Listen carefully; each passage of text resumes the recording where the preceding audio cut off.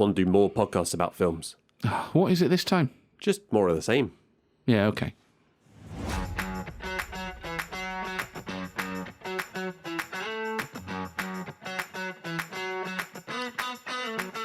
Hello and welcome to Movie the Needle, a podcast where an annoying pair of idiots haphazardly dissect a film that one of us likes and one, well, not so much.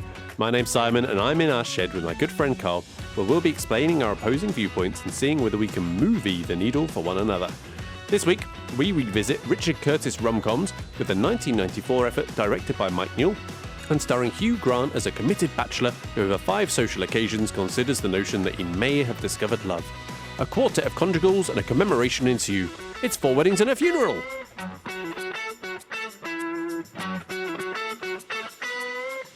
Really locking in, really internalising that abuse. It's ingraining it within. I told you, it's now our profile. It's now our. Oh, listen, I don't mind two identity. idiots at all. It's I fine. think two idiots is fine. It's the annoying that gets you. Anyway, I risked my life getting here, Carl. So I hope this is going to be worth it. Treacherous, isn't it, at the moment? Treacherous. We are in the UK. It has snowed, therefore, and the snow has not melted critically. I guess. yes. So it's now turning into ice. It's getting very crunchy out there. Deathly ice. And beyond a pair of walking boots, I am ill-equipped. I mean, it must be cold because Carl's just gone inside to get a hoodie on. Yes. Still wearing shorts. Well, yeah. So Comfort. got to give the audience what they want, I suppose. Yeah, well, listen. And that audience is me. Hello. Staying on the polar theme, Polar Express. Yes. I forgot to ask you. Oh, yeah. How was your experience? Oh, the experience. It was good. It was good fun. Mm-hmm. I did enjoy it. I was a bit of a letdown with the ticket stamping. Oh, go on. Just did a smiley face for everyone. Oh, that is a shame. Yeah, and not a very good smiley face. Just like That is a shame. slight curvy line and then 2 dots for eyes. I looked at our golden tickets. I did mistakenly tell you they'd do your name. What they did on ours was they did initials. Well, still, that's still good. But the girls both got their initials and then a symbol as well. So, like, one got a present, and I forget what the other one's got. Well, that's much better. So I don't know if we just got like the remedial guy or whether new on the it's job. a New on the slightly- job. So that was a bit disappointing. But apart from that, all good fun. Yeah, enjoyed it. Yeah. Oh, well, good. Very I'm glad about Christmassy. that. I was having fun thinking about you said you got the Liam Neeson audiobook. Yes. And I was imagining how much more chilling it would have been if when the train pulls up, the conductor gets in his face and says, "You're going to be taken." That'd be quite good. I will find you. His approach to discipline on board would be different as well, wouldn't it? It would. So, Sort of as he's coming down stamping the tickets, I have a very particular set of skills. Skills that make me a maestro with a pair of clippers. I don't know who you are or what you've done, but if you leave your seat again, I will hunt you down. I will find you, and I will kill you. Death by those clippers would be pretty unpleasant. That would, So I'll never listen to that now because maybe you should listen to it. No, I like the way it is in my It'll head. be disappointing. Yeah, I like the way in my head it is. You also mentioned on that episode Tom Hanks. You called Thomas J. Hanks. I did. Which you just threw out there. I did. You said, you don't know if he's got a middle name, it just sounded right. Yeah. Do you know what his middle name is? No. Jeffrey.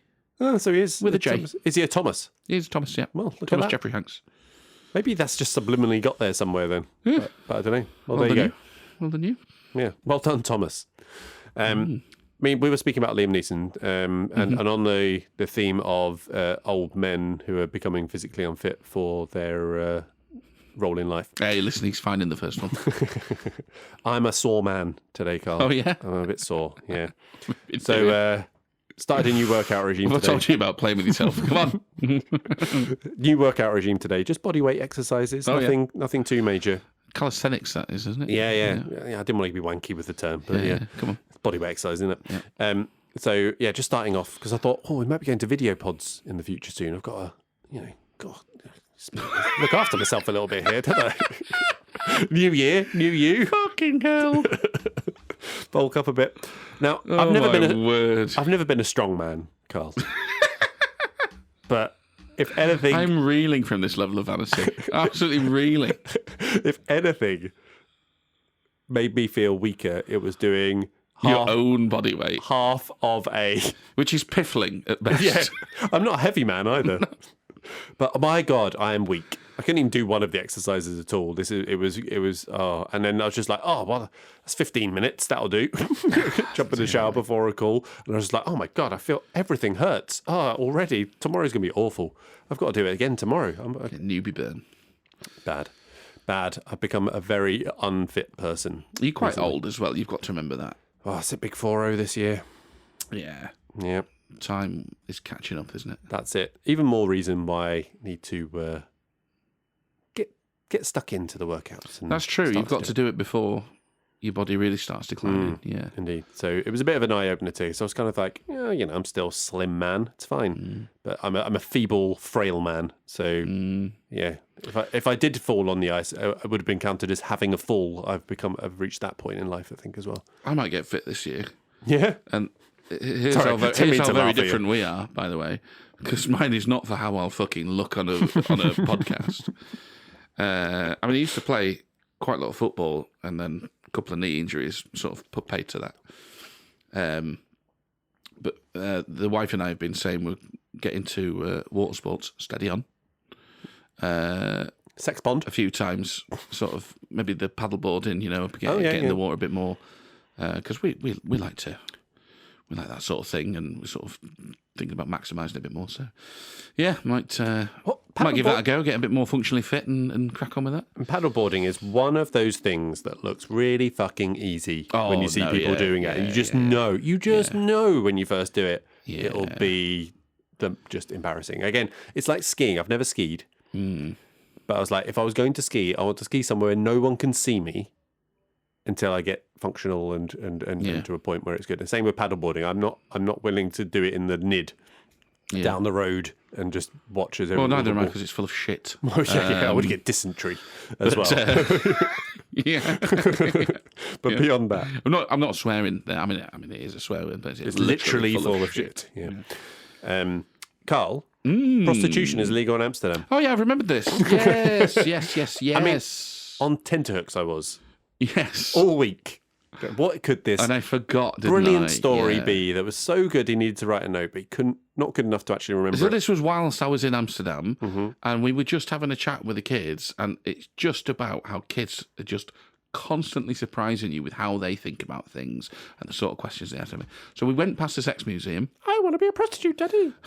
Not quite. So we must have either gone through or flirted with the red light district. I assume the sex museum's in the red light district. You would imagine. We were heading to the Anne Frank museum. So less sex there. Yeah, you'd like to think so, wouldn't you? I can't remember how that actual line came up, the line that I sent you. I think it might have even been on a sign, and one of the kids has read it out.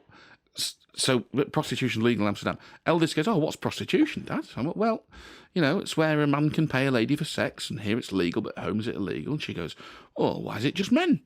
I thought, that's a good question. I guess it's not. Well, I would, yes. I'm like, well, it's not really. I guess women can pay for it too, but I just think you'll find it'll mostly be men.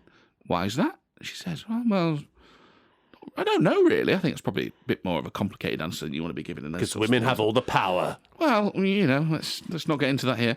I didn't get into it there. And then she goes, isn't that a bad thing that it's legal? Well, there's a debate to be had, but I guess not really. And we're sort of talking through the pros and cons. I'd say one of the best things about it being legal is it's then a proper job, which means that they workers have rights and they've got protections for things like sick pay or a safe working environment. And if it's illegal, like at home, you're not going to get those things. So she's like, so it's worse at home then? Well, yeah, I suppose it is. And then she goes, what's sex?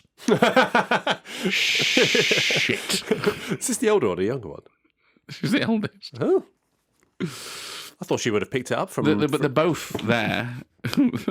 I was like, I'm looking at the wife, and the wife's like, don't fucking ask me, you started this. Come on, girls, we're off to the red light district. Demonstration time. Oh, fuck. Trying to, dress. And I think at some point I have, way too young, actually talked to the eldest about it. But never the youngest. I was like, how did I not see that question? Have they not covered it in school yet? I mean, I hope so. Let's hope that someone just takes care of that for you. Takes it on that one. Oh, very good. Okay, that was worth the wait. Thank you. Yes, it was very funny. I must text Simon. So. Have you been watching any movies, Carl? I've been watching some movies. Go on, hit me with your best shot. So I finished Fred Claus because I'd started that and then we'd got distracted or whatever. So Yeah. finished Fred Claus. Carl, we're at the end of January. Why are you still watching Christmas movies? Allegedly, yeah. It definitely got worse. It's not, I didn't hate awful, it. is it? I didn't hate it, and it's fine. I don't think I gave it a very high mark. No. I watched Carry On. Yes. Very watchable. Did we talk about this already? No, we sort of talked about it. Carry On, but yeah, I actually watched it. Very watchable film. Did Barbara Windsor get her tits out? Don't think she was in it, actually, Barbara Windsor. She's dead, I think. Was Kenneth Williams in it? fair. No, I don't. Et cetera. Your boy Jason Bateman's in it, though. Yes, he is. Is he playing against type, which is actually 2 type now? No, it's weird as well. I wish he was, because he's playing his type, but he's supposed to be a villain, and it doesn't. He's definitely the weaker point of the movie. Yeah, very watchable though. Yeah, give it a go. It's easy enough. Cool. Well, I watched The Wild Robot. Yes, you said on our Globes episode. Of course. Yes, yeah. It looks great, that movie. DreamWorks animation, so you have lower expectations for DreamWorks generally. But Do you? The Shrek thing? yeah, I mean, I think generally, compared to Pixar, I think generally... Yeah, Pixar are the boys. But you can tell, a lot of passion poured into this animation. Very dark humour at times, honest portrayal of death, and frequent references to dying in the wild. Pretty refreshing and entertaining. Yeah. Didn't quite hit me as hard emotionally as I may have expected, or as others have experienced from the... No Wall-E, that's what you're saying. No Wall-E, definitely no. But I was pretty tired, and actually tired, not tired. Actually tired, yeah. When watching those. See, that was why I didn't watch The Wild Robot, because I was quite tired. We were on the ferry, tired. and we were a bit tired, and we're like, I'm not. Yeah, it's not right for us at the moment. Yeah, but it's actually got legitimately great moments, but doesn't quite hit the levels of peak Pixar for me. But yeah, Ellis still wants to watch it, so I'll probably get to it at some point. An interesting triple bill with Flow and Robot Dreams, though. The in terms of Capybara one, of course. theme with the Capybara one, yeah, and Robot Dreams. So yeah. What else have you been? George of the Jungle, staying on the kiddies. Wait, as in the Brendan Fraser. 1997 Brendan Fraser. Yeah. I went to the cinema to see that, which I realised on reflection I was too old for, because I was in secondary school by then. Yeah, I think I saw Space Jam in years. No, I went to see this. That was like the year before, I think, 96. That's definitely Maybe older 97. than George of the Jungle is. I would Is say. it? I would say so. Yeah. I mean, the kids enjoyed it, which is good. But yeah, That's all there's to be said about that. Yep. And then I've watched one more film, Simon.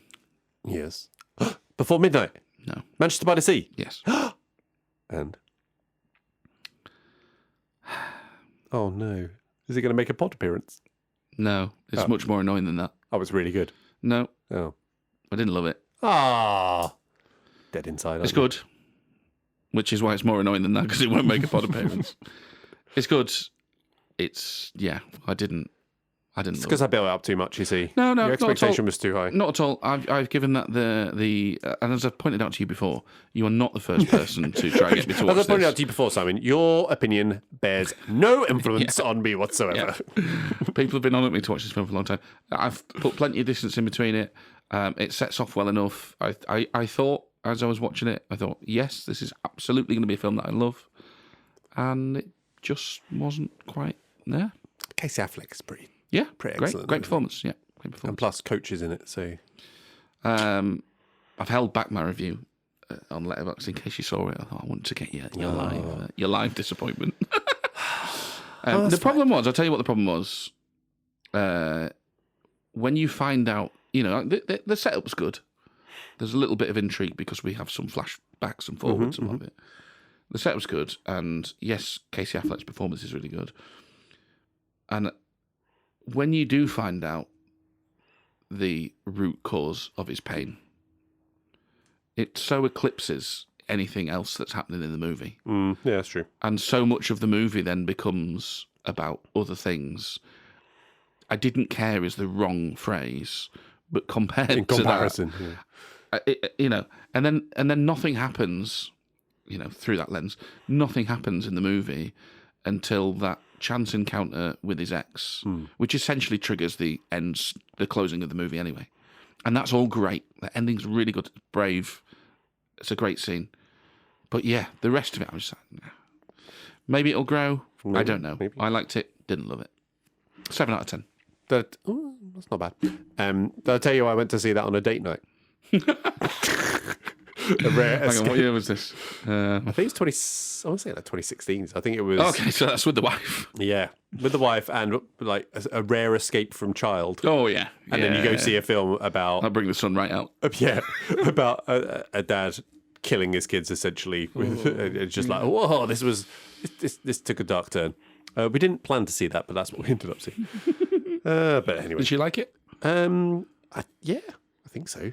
It's probably fun watching her husband cry next to her uncontrollably. So Is she not a crier with the films? no, she does. Yeah. She's just disgusted when you do it. Man up. Yeah. You're there go, what year is this? What's going on? Other stuff I've seen: Wallace and Gromit, Vengeance Most Foul. Oh, yeah. What do you think? You were pretty much bang on with what you said at last. It's good. It's good. It's not up there with the best they've done, but it's still a pretty high standard to bear. But yeah, it's good fun. You enjoyed it as well. You just want to repeat that? You were bang on. Yeah, thank you. There we go. Put that up. Happens occasionally. A broken clock is right twice a day. Yeah, etc., etc. Yeah. I've also saw Wicked. Not going to go into a lot of detail with this with you because I'm not getting anything back. But again, looks great. There are some absolute bangers in there. I've been fucking humming and singing these songs, and so's Theo. And Theo's been playing them. It's driving Emma insane. Characters wonderfully cast, well performed. Can't help but feel a little bit cheated as it's only half a movie. Yeah. 3 hours as well. Yeah, it's like two and a half hours plus, and yeah, I don't know. It's a difficult one for me to judge as I'm a fan of the musical, so I know what's coming next. So you kind of judge the movie you've seen, knowing what's happening already. Whereas if you've just seen the movie, I can't help but feel it might be a lot less satisfying and hit a lot differently. Yeah. But overall, enjoyed it, but obviously won't be for everyone, including you. No, it won't be for me. I've watched another couple. I've had enough with the bloody press tour. Have you seen it? No, not really. Oh, God. It's the two of them, Ariana Grande and Cynthia. Yeah, you mentioned her on the Globes. Arriva. Yeah. And it is just like, guys, you're actors, not fucking Red Cross workers. Wind it in a bit. Talking about all the good they're hoping to do with this movie and all that's like, Jesus Christ. Yeah, I mean, it is not a subtle film. It's one of the many reasons you won't like it, right? Because it has a message that is hitting you over the head with it to a point that even I understood what the message was. So you won't like that. So presumably Theo was sat there going, "Come on, well they've done this to death, haven't they?"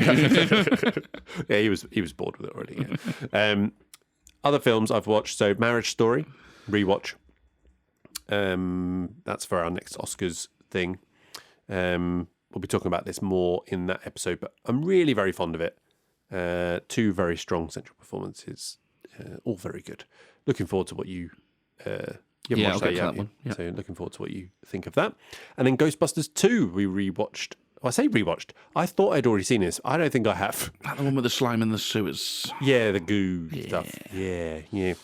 Remember, it's that not scared great. The shit out of me as a kid. Yeah, it's not great. There's some really good moments and really good lines, but overall, it's a bit of a disappointing effort considering what came before.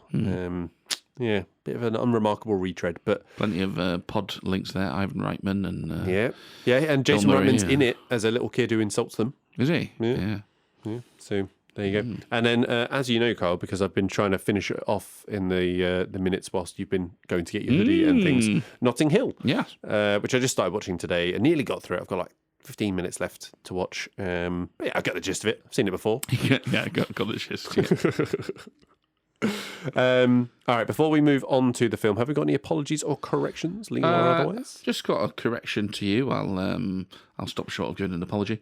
When we were talking about Up in the Air, you were correct when you said the J.K. Simmons scene was quite early on in the movie. I know, yeah. You know that. I did not. It was news to me. I've learnt.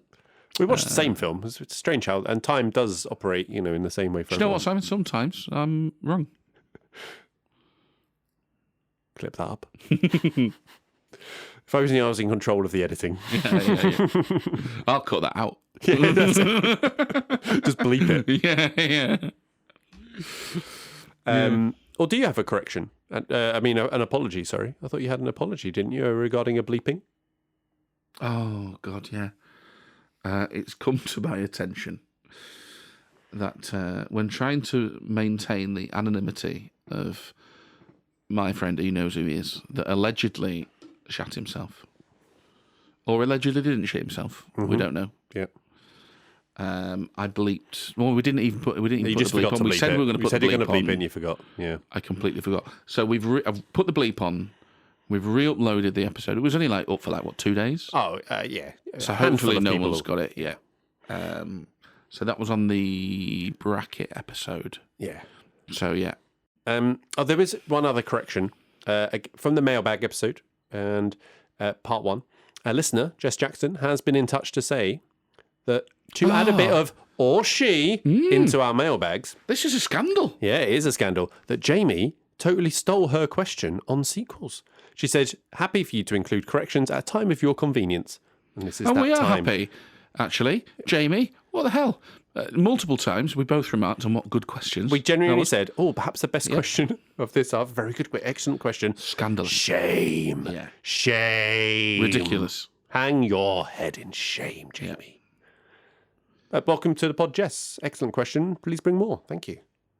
Yeah, it's not our first interaction with the pod. I mean, you won't know this because She's been emailing? No. Oh, you've been talking to you in person? Yeah. That doesn't count. She just told me to chill the fuck out.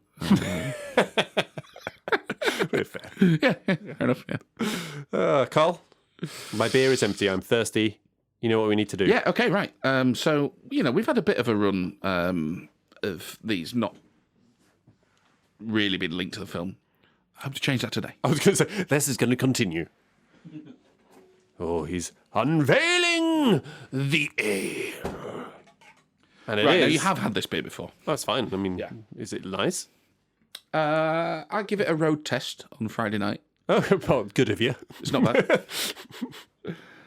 So I think we'll get on to the problems with this film.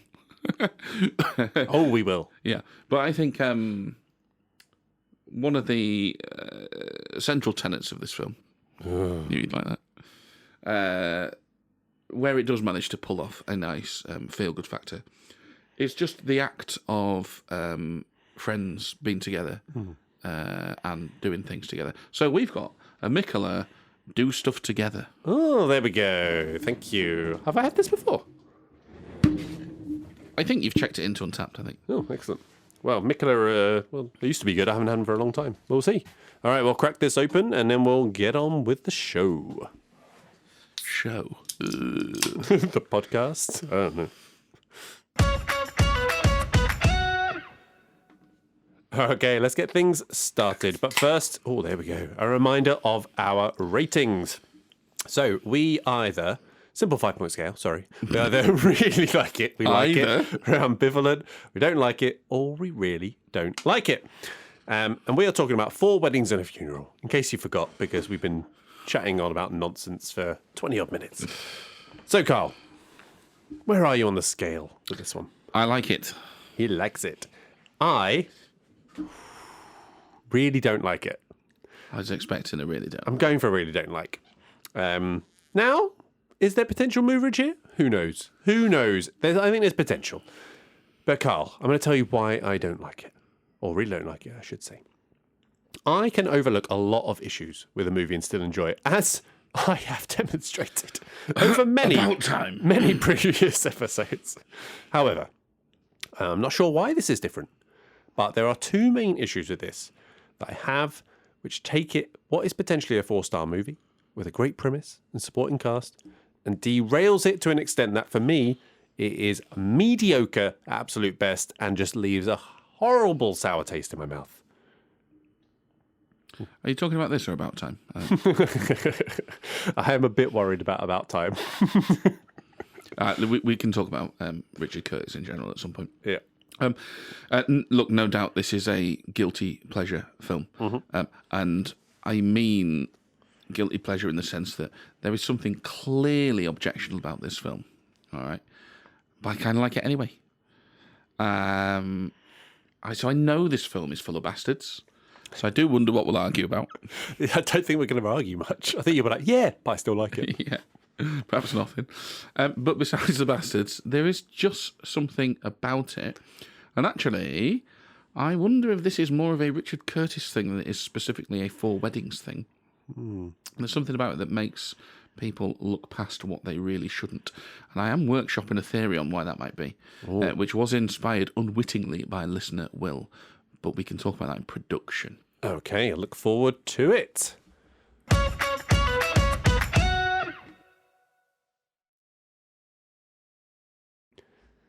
All right, let's get things started with the cast.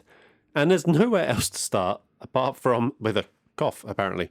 But with the main two, the lead couple of this, the central pair, as you will. Hugh Grant playing Charles, or Charlie, depending on the time of the film, apparently. Thoughts on Mr. Grant? I mean, I do like Hugh Grant, I've got to say, in general.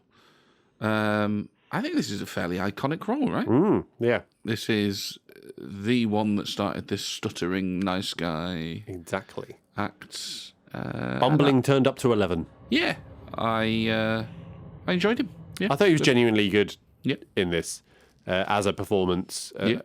It's a star-making turn. You can see how he's gone on to become what he has. Yeah. And yeah, I think he kind of holds everything together with this performance. So yeah, no complaints for Hugh Grant. No complaints, darling. However, Andy McDowell playing Carrie. Carl, Yes. awful, wooden, undesirable, Yeah. bad. Yes. And we can say all of those. Look, Curtis has a problem writing women, in my opinion. And we'll talk about that more in production, but she does flip between vapid and nasty. But to the point of this section, and I think you've made a similar comment on our Oscars special, if you just saw this, you'd think she can't act. 100%, yeah.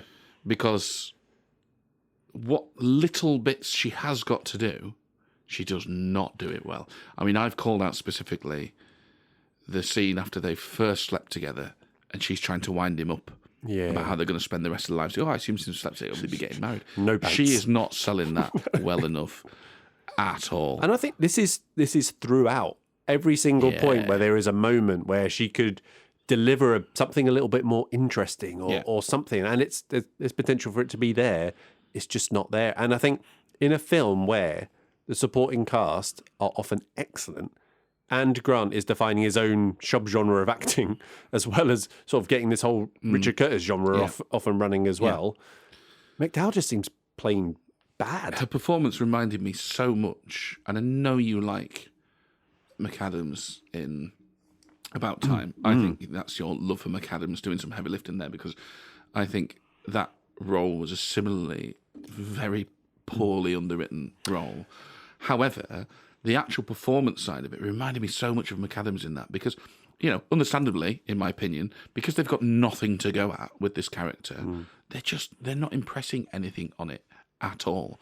Now, actually, Carrie's a worse character, because she does have some nastiness in her. Like I said, there's this flitting between the absolutely fucking bland nothingness, and then she's actually a bit nasty at points. And I think that's what... And she just doesn't deliver it. And I think that's why it detracts, because it's kind of mystifying why Charlie is so head over heels with her, because you can be nasty, but there's a spark and there's an interest and an alluring or you know, something like that. And she just doesn't seem very interesting coming across in the way that she's performing. Yeah, it's not like she's been particularly sultry. Yeah, that's what I mean. Anything like that. Yeah, no, I agree. She's whereas she's not good in this. I think with McAdams, if we're doing the comparison, I think if you go with, you know, she's not got a lot to go out there.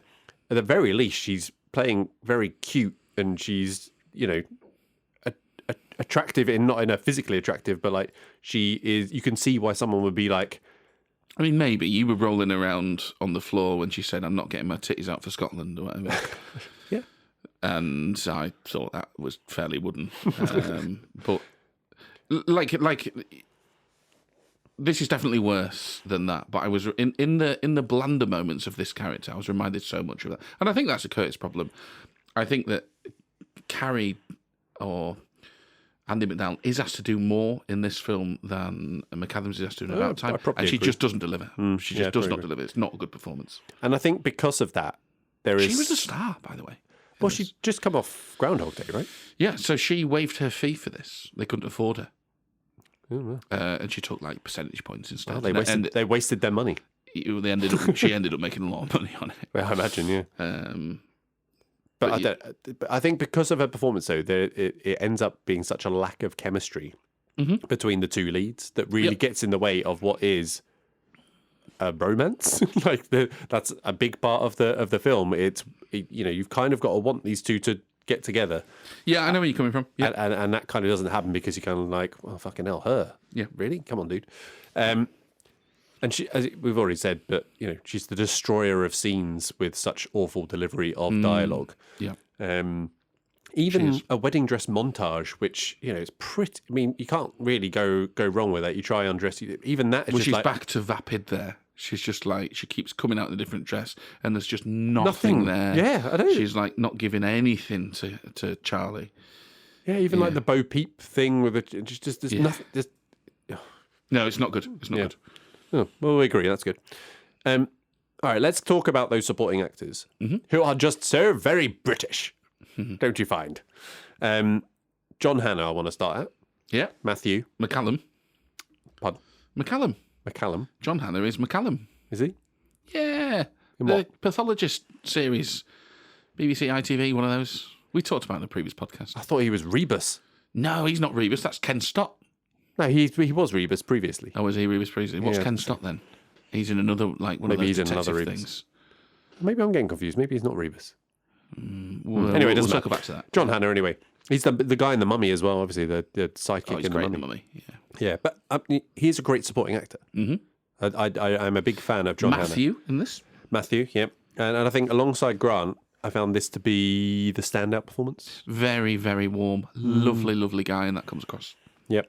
So yeah, a big fan of his performance in this. He has a fair bit to do. Yeah, I mean, besides his main storyline with Gareth, he's just got some lovely moments where he's just encouraging people gently when someone, who's that? Yeah, why don't you go say it? I can't remember the girl what and line the, it is, the but deaf brother. That's and, right. Yeah. With Charlie's brother. Yeah, it's a nice character, and it's right in John Hannah's range, and he delivers it. He's very, very good. I liked him a lot. Very good. James Fleet as Tom. The likable idiot. Yeah, I was gonna say, Kevin's dad. He plays, yeah, indeed. Well, or the guy from the Vicar of Dibley, right? The Oh yeah, idiot, but with a heart of gold. Yeah. Rich idiot, usually with a heart of gold. Yeah. He plays it pretty broad. Yeah. But there's a fair bit of fun to be had there. So he's fine. He's you get what you pay for him for sure. Well, the thing is, like, and maybe this is where Curtis is very good. Is it'd be very easy to make that character dislikable. They joke about him being the 7th richest man in England. Yeah. But that's just a non-factor. He's just this idiot. Idiot, generous. Yeah. Kind idiot as Yeah, well. Though. That's the exactly. thing. Yeah. It's not. Yeah, he doesn't throw his money around or whatever, and he's to all intents and purposes made out to be a bit of a loser as well, isn't he? But Yeah. a rich. Well, I think he's lovable self-aware loser. as well. He said his character says something like, one of the upsides of everyone assuming you're a bit stupid is they underestimate you or something like that. Yeah, exactly. Interestingly, Vicar of Dibley reference for Notting Hill. So it's got his love interest in Vicar of Dibley, Alice. You remember the ditzy I'd blonde never really idiot? watched Did you not watch Vicar of Dibley? Oh, it's a classic. But she's basically playing the same character from the Vicar of Dibley as Hugh Grant's sister in that. Well, so why break a winning formula? exactly. Simon Callow, Yes, As Simon Gareth. Callow. large in life gay guy. What Acts- do I know Simon Callow from? Yeah, I don't. That's a. He was in like Shakespeare in Love or something, wasn't he? Yeah, I think he's been in a fair few sort of But that's not costumey where I knew him things. from the first time I watched this. I knew him from something else. But you're right. Larger than life. I actually found him quite difficult to recast. I thought it was quite difficult to get somebody who was so sort of gregarious. overblown. Yeah, gregarious, great word, gregarious, yeah. But he's the right side of, because gregarious can sometimes come across a bit nasty. But he's not, is he? He's not. still got a nice bit of all. And in the eulogy that Matthew delivers, they sum up that character very, very well. That's exactly the character that Simon Callow played. Yeah. I thought it was very good. And I think it comes across the way he performs this. He's almost like the glue of that friendship group, right? He's the one that gets them together, isn't he? Yeah. Like, I want to see some rings on fingers by the end of the night. And if like for that group, they probably see him a bit differently to the external world. So I thought he did very well. He departs, halfway through. Yeah. But yeah, performed good. very well. Liked him. Good heart attack acting, I thought as well. Yeah, not overplaying his hand there. No, exactly. Just look. Yeah. Charlotte Coleman as Scarlett. I thought she was very fun. Roommate, yeah, fine. Very endearing, very fun. A bit more of the underdeveloped Yeah. of the supporting roommate thing. I found the first time I watched this, because I watched it for the Oscars thing, I think for the first time, I was a bit confused as to what was they were in a relationship. Yeah, I was just like, they're not really. And then second time watching it, so I was like, oh no, it's fine. Like it's not actually confusing at all. Actress Charlotte Coleman died in 2001 of an asthma attack. Oh, Sad, isn't it? yeah. But in this, does exactly what she's Yeah. there to do. It's a fairly straightforward part, but has the arse out gag with the bridesmaid dress. Yes, and she has another one, doesn't she, with the table tennis? Like bonking. Yeah, but with smaller balls. Yeah. Yeah. She's it's pretty straight down the line, but she's very fun with it. I liked her. You would have related to that because then the kid goes, "What's bonking?" Yeah. Oh, ask your mother.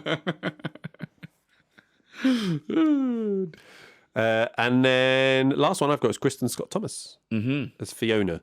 Now, when I first watched this, she was like the standout for me in this. I thought it was a very quiet performance, but she was showing some real chops. But I think I'd just come off watching her in English Patient as well. Now, I still thought she was good, but I think she actually does a little less than what I remembered from the first time. Well, but I thought she was very good. Again, it's not a huge part. No. But I do think she's very good in it. I mean, the character's a bitch. There are some issues with the character. We'll talk about their production, right? Yeah, okay. But I think she does some good acting in this. She's got a lot of she's having to do sort of like she's having to sell hints at what might happen. Right? Yeah. Little sort of like glances towards Charlie, who we don't yet know that she loves, and all the rest of it. And then even when she does then come clean to the guest, the old lady at the table, she has a really nice delivery when the sort of like, so it's hard luck then, isn't it? And she's just like, yes, isn't it? But the way she delivers that and the way she looks is very, very good. I think you can sort of tell she's a good actress. Yes. She just doesn't have loads to do.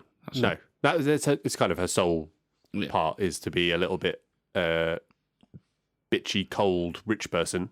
Yeah. But with that, that hidden love. Because actually, besides Charlie, she doesn't have a lot of nice things to say about anyone else. It's just fairly negative about a couple of people, which is why I say she's a bitch.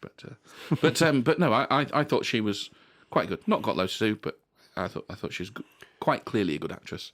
Anyone else you wanted to call out? I have called out just one more, which is David Haig, who plays Bernard. The groom in Wedding 2. Yes, so I know him from the Thin Blue Line. Who basically played the same character. Absolutely. And I've seen him in something else where he basically played the same character. Yeah. And I've always liked him. He's just a ridiculous character. Yes. And it is perfect for that wedding. It's the hairline, I think, and everything that does it. The tash. The tash. Yeah. Always liked him. It's a very fun performance. And of course, he's doing what he always does. But I thought he was good. Yeah, so supporting cast, it's a big thumbs up from me for that. And actual credit as well for getting an actual deaf person to play the deaf brother, David. Yeah, we should have called him out because his character hasn't got loads to do. Quite key, though. Narratively, his character's quite key. Yeah. But he was still quite good. Yeah. And I didn't know he was actually deaf, so that's good. Yeah. I did half expect one of the weddings to be him and I don't even know if she even got a name. His girlfriend. Didn't Well, it? they do end up together. Yes, You they see do. in the credits, Yeah, in the credits. But I expected that to be one of the weddings. I think rather than when I first watched it, rather than it being Charles, which I guess was one of the surprises. Recasting, Carl. Who have you got? I've only done McDowell, really. Just Focus my in the context of Movie the Needle. Yes. Just like to point something out to you from the cast section. So you're pretty up on everyone except the big black mark that's Andy McDowell. Women, yes, I hate women. No, because there's other women that you're pretty much up on everyone's performance. It's just Andy McDowell, right? Let's just keep that thought in mind as we move through the rest of the film. Okay, so that was one of my just Andy McDowell. That's one of my big black marks, and there was a second big black mark which combines with that. Yeah, I feel like you're just going to be rehashing Andy McDowell, but that's fine. It's fine. We'll deal with that when we get there. Okay, right. Recasting. Who do you want first? We'll start with Grant. I've taken 10 to 15 years of everyone. Okay. Okay, and we're doing that. 10 to 15 years on. So what year was this? 94. 94. So let's think of this as a 2010. We're bringing this out in 2010. Okay. Here's who would be in it. All right. Okay. Charles, Hugh Grant. Yeah. Benedict Cumberbatch. Okay. Yeah. Mm-hmm. Yeah. See that? Yeah. It's not bad. That's pretty good. You Google things and people come up like Tom Hiddleston and you go, no. You think he's the same. Too attractive. He's too attractive is not what I'd say. I mean, he's more attractive than Benedict Cumberbatch. Yeah. I don't think he's anywhere near as attractive as Hugh Grant. But he's just quite obviously more of a cunt.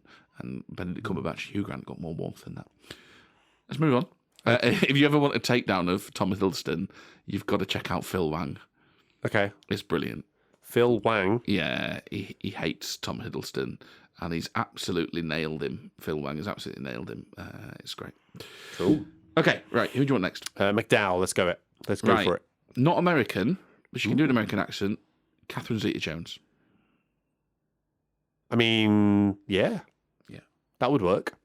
You could understand why someone would actually care. Listen, Andy McDowell looks fine. Catherine Zeta-Jones definitely got a bit more sort of charisma about her. Yes, that's where I was going from. Yeah, was it? It's not all about the looks.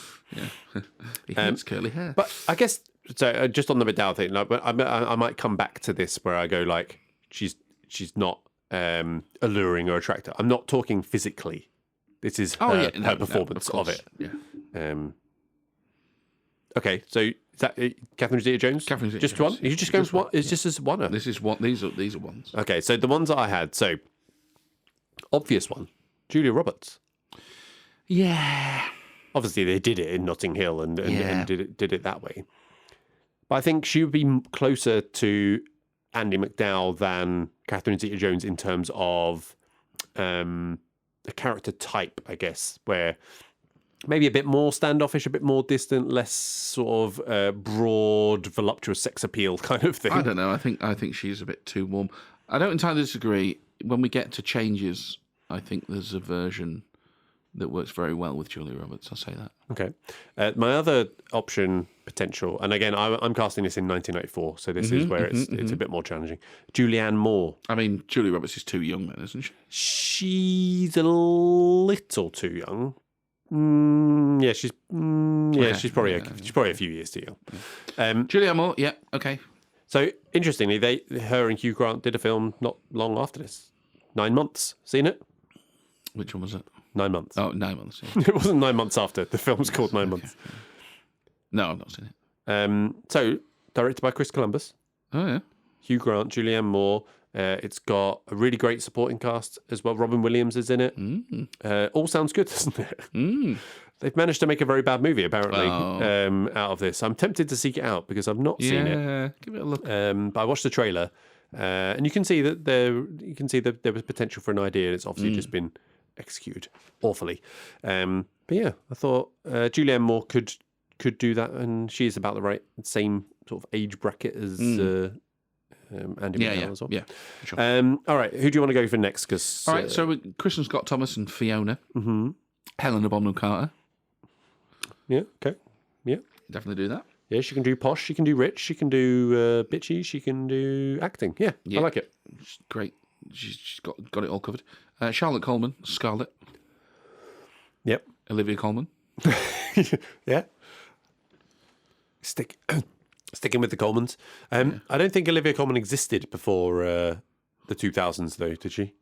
Well, luckily. Oh, yeah, you were making 2010. this Sorry, early you're doing it in 2010. My bad, yeah. So, okay. don't you You're worry bang on about that. This is right in Collie's wheelhouse. Yeah. John Hannah and Matthew. Yes.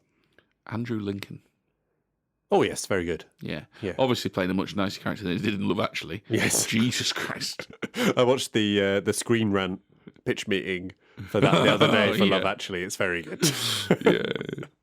The problem is, with most of Curtis's work, it's so easy to absolutely nail, and it's very difficult to argue against because there's 100%. You're such agreeing. big flaws in it. Oh yeah. Yeah. It's all complete gibberish. But you do find yourself going, "Oh, I'm still carried away with it. I quite like it."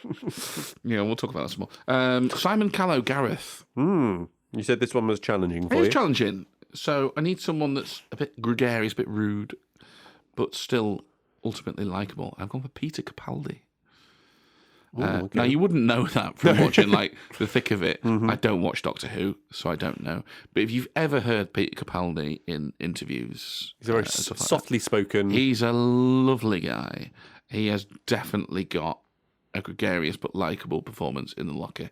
Easy. And you can see him as that sort of elder statesman of the group as well, tying them all together. Going right. He nailed the Scottish accent as well. Well, quite, yeah. Brigadoon! Okay, yeah. James Fleet and Tom. Yeah. Tricky one. Tom Hollander. Tom Hollander. Oh, Tom Hollander, yes. Not Tom Holland. Yes. No, not Tom Yep. Holland. No, not Tom Holland. Christ almighty. Tom Hollander, yeah. He's got to be likeable, but he's got to be a bit daft. Yeah, I don't know. I don't know. I struggle because Tom Hollander, I associate him most with like in About Time and stuff, where he's quite acerbic, quite bitter and stuff. I'm not sure I've seen him in much where he's.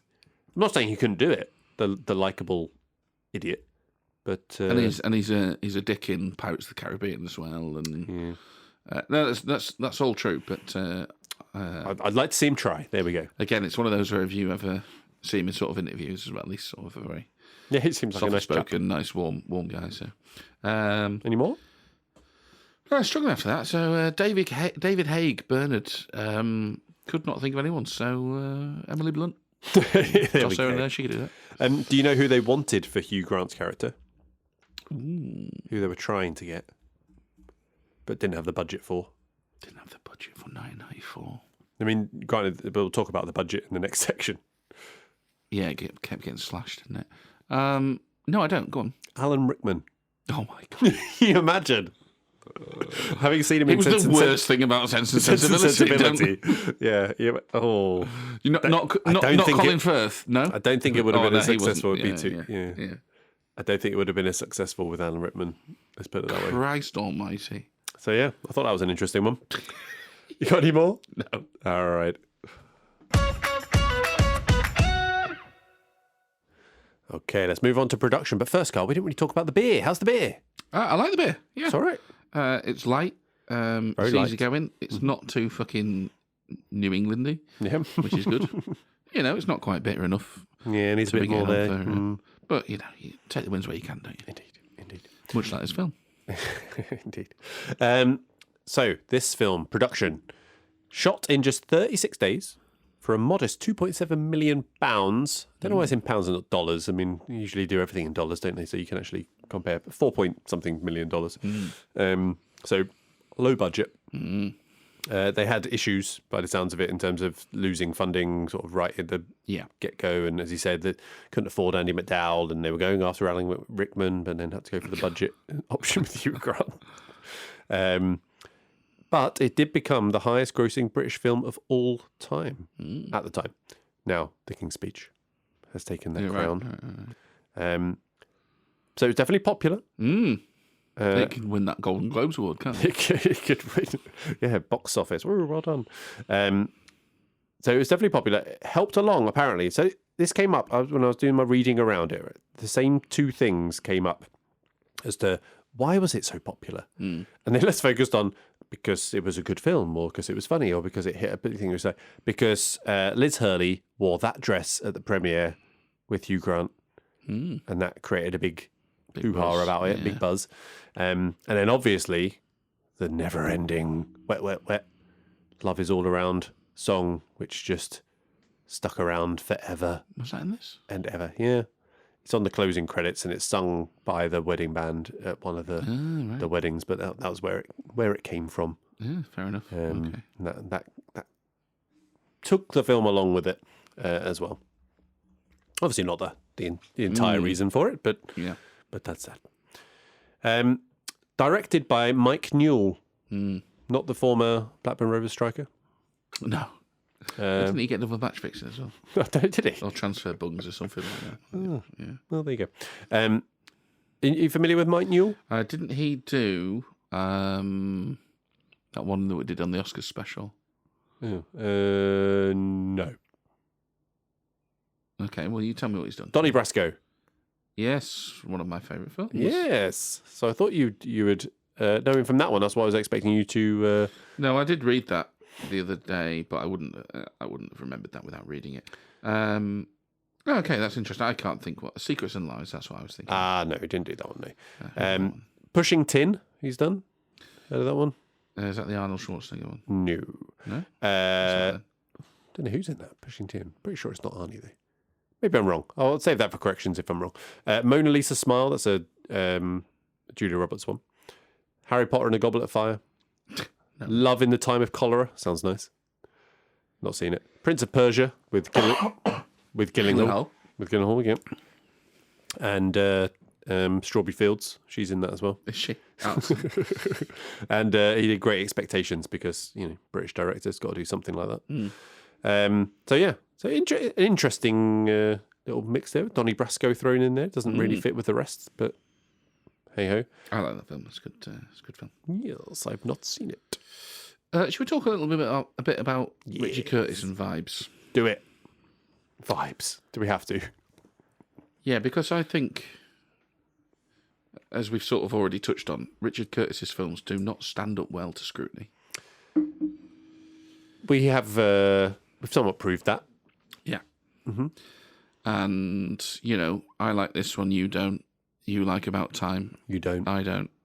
We both like Love Actually, but yeah, we're no one else does. Willing to accept that yeah. There's not a stand up well to scrutiny. So, when you look at it, they're shit and they're horrible. Why do some hit and some not? What else is going on? Let's address that as well. Why do some hit? Why do they nearly all hit? Right, including this one. What's going on? Why do we keep sucking up what Curtis has got to offer? I don't know, because you're right. And there was a lot of the criticism that I could have thrown at this film. I was then reluctant to because it would undermine my About Time thing. But there are things like common themes where they're rich, they're British, they don't have jobs, seemingly, apparently. Whereas About Time they actually do have jobs, at least. There is reference to a job. They are heavily underwritten. It can be heavily underwritten. You have underwritten female characters generally. I don't think you can necessarily argue that too much. I probably did try, but I don't think you can argue that they are very much through the male perspective of things. But I don't know. Yeah, but we agree on all of that largely. Because but where's the good stuff coming from? And you're right with the vibes thing, isn't it? Because you get you say a Richard Curtis film, and we watched a Richard Curtis written film recently, right? Yeah. About Christmas. Yeah. Similar in many ways, vibes, in that it's kind of feel good. Yeah, I'd say so.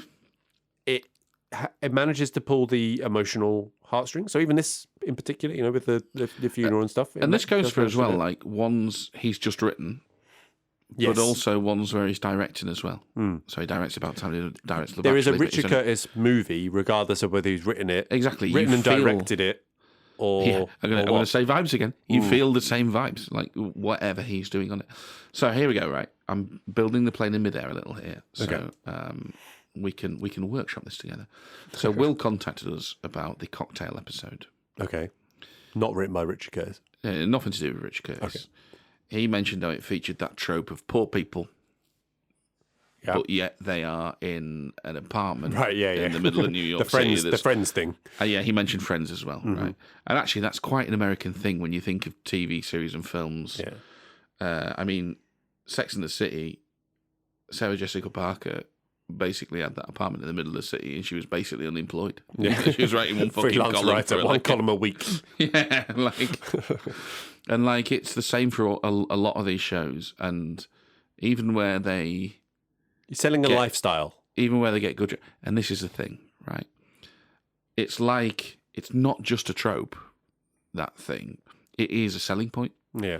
And I think that they put that in, and even though they have all these things, somehow it still seems not necessarily attainable, but aspirational. And you can go, well, I'll enjoy that as a bit of escapism at least. They're kind of the same as me, and I'd like to imagine what it's like to live in that apartment and have this friendship group do this sort of I was going to say, and do they all have that core friendship group or family group of which you go, I wish I had that? Yeah. Or even if you do have something resembling that. So I don't know if a better version. I don't know if the American thing always has that. It certainly does in the TV shows, but Cocktail doesn't have that. But it still hits the same beats in sort of that. They're kind of the same as me, but they're living in this massive apartment. That seems cool. That aspirational / attainable / escapism thing, however you want to sell it. And I just wondered if actually Richard Curtis is the British version of that, because usually you wouldn't see that in British films. I think you're showing poor people, they're poor, mate. They're going to be poor. They're going to be living in what they're living in. That's much more realistic.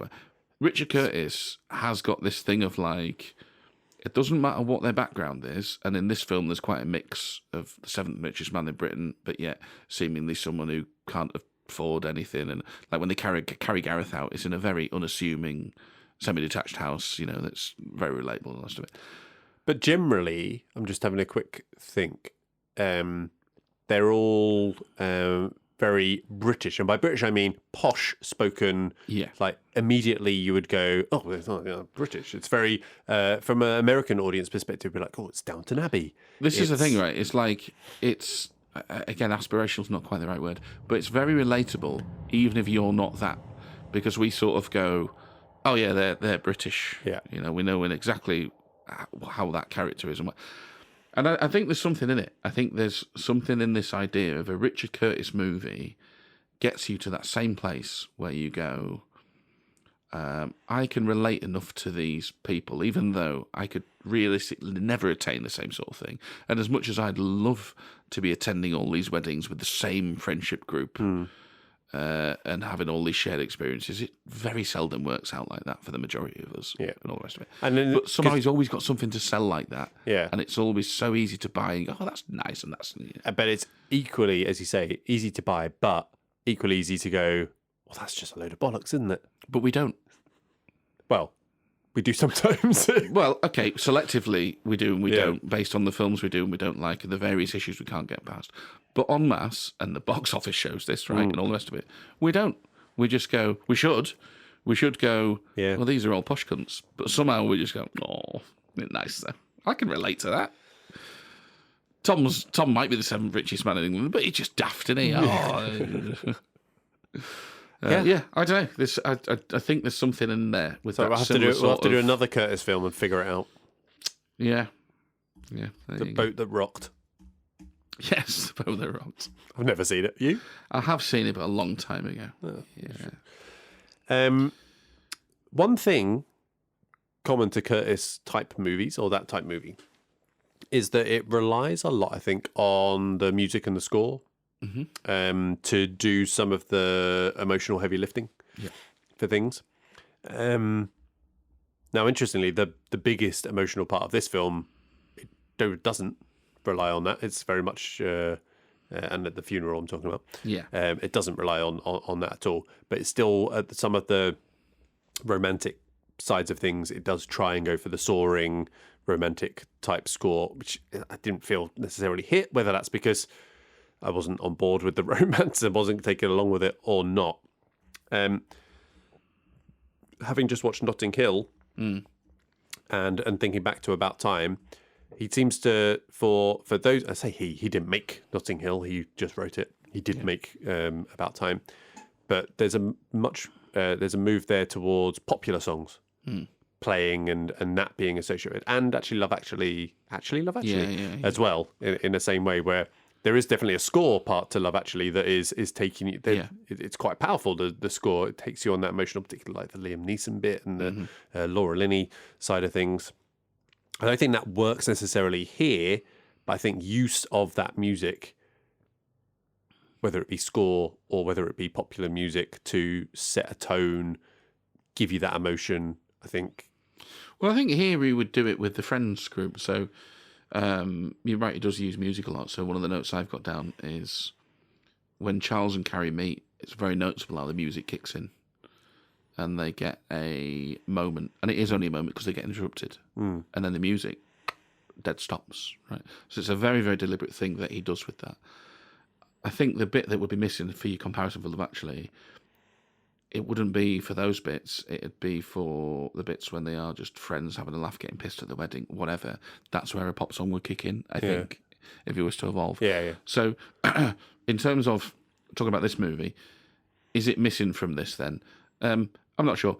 Just to talk broadly, we both agree what an awful character Carrie is. And you're talking about, does the romance land? No, it's not how I enjoyed it. I didn't follow the romance thread through at all. I was very, very much focused on the friendship group and them having that shared experience. And then, of course, the funeral. The funeral's a very touching thing. Yeah, and I think, And I just to round that thought out, I think that survives without the pop songs. I don't necessarily... You're right, as an observation, it moves on. I don't think it's necessarily lacking here on that front, because I think the friendship group's enough without that. But, yeah. So I guess that leads to the second big problem, which is related to the Is it? Yeah, horrible performance, but it's the characters and how the characters are written in this, and it's not just that the Carrie character isn't very nice, that she's she does unpleasant things. She's unscrupulously so. Yeah, and it is not. I don't get a sense of this. It feels like they were. I was trying to be. I was feeling like I was being pushed towards. It's this great love that's the victim of bad timing and missed opportunities and things like that. And it didn't feel like that, because there were choices made by those characters which weren't bad timing. It was, you're just being a dick. Yeah. And I've said before, touched on I don't see why the Andy McDowell character is so attractive, not physically, but in just how she is. In that, he's sweating here, folks. He has like an inexplicable. So Charlie has like an inexplicable fascination with an awful person, which actually drives him to be awful. He makes some questionable decisions. Questionable decisions, and it's actually he's revealed on the table of X's at the wedding to maybe be a bit less than a stand-up nice guy as well. Things happen, but it's not. Who hasn't talked a bit of shit? And then it leads to, the awful climax where these awful people share an awful scene with an awful final line, and it's all just coming to a big crescendo for a whole lot of awfulness. Yeah, I mean, again, I'm not really going to disagree with much of that. I think you can enjoy the journey of this film as a friendship group. I do still think you can enjoy a little bit of the romance purely from Charlie's side. Enjoy's the wrong word. You can be invested in the romance a little bit from Charlie's side, because he's just very lost. Right? He's had a history with someone, it hasn't sort of worked out, and he's trying to find out basically the meaning of love. Mm-hmm. Now, we can say whatever we want, and we have and we will, that Carrie's definitely not the one for him. or anyone. Well, exactly, or anyone. But that is who he's searching for, and his journey from his side of things is therefore still sort of interesting, touching, whatever. So I've got a question for you, Carl. Mm-hmm. We were just talking about Curtis and what's maybe common to his films, right? It's kind of through a male perspective. You think About Time, largely male, even Love Actually, to be fair. Largely male perspective. If that film didn't have Emma Thompson in it, by the way, who does so well with very little in her character, it would be so much more easily struck down. But she's really, really earning her money in that film. But in the course of thinking about this, it occurred to me that you think of all the classic rom-coms. I don't mean classic as in good. I mean classic as in the rom-com that women stereotypically like to watch, where there is a girl going after a guy of whatever. He kind of reverses those roles here. Mm-hmm. So if you imagine if McDowell was a bloke and Grant was a girl, and there was this girl who was just, for some reason, going after this guy who's a bit of a cunt, but he's a very attractive bit of a cunt, and he's stringing her along, sleeps with her a couple of times. I mean, I hope this is going where it should be going. I don't know. Which I hope you're going to say, "Oh, that'll be About Time." No, it's not though. Well, isn't it? When you talk about it like that, isn't it? No, isn't it? No, isn't it? No, because we're reversing this. Yeah, that's what I'm saying. No, you're wrong. Shut up. Okay. But that is more the traditional thing, right? If Hugh Grant was a female character, McDowell was the male character, and it was Bridget Jones. That would be a really nice subversion if he could write a woman. Yes, well, indeed, wouldn't it?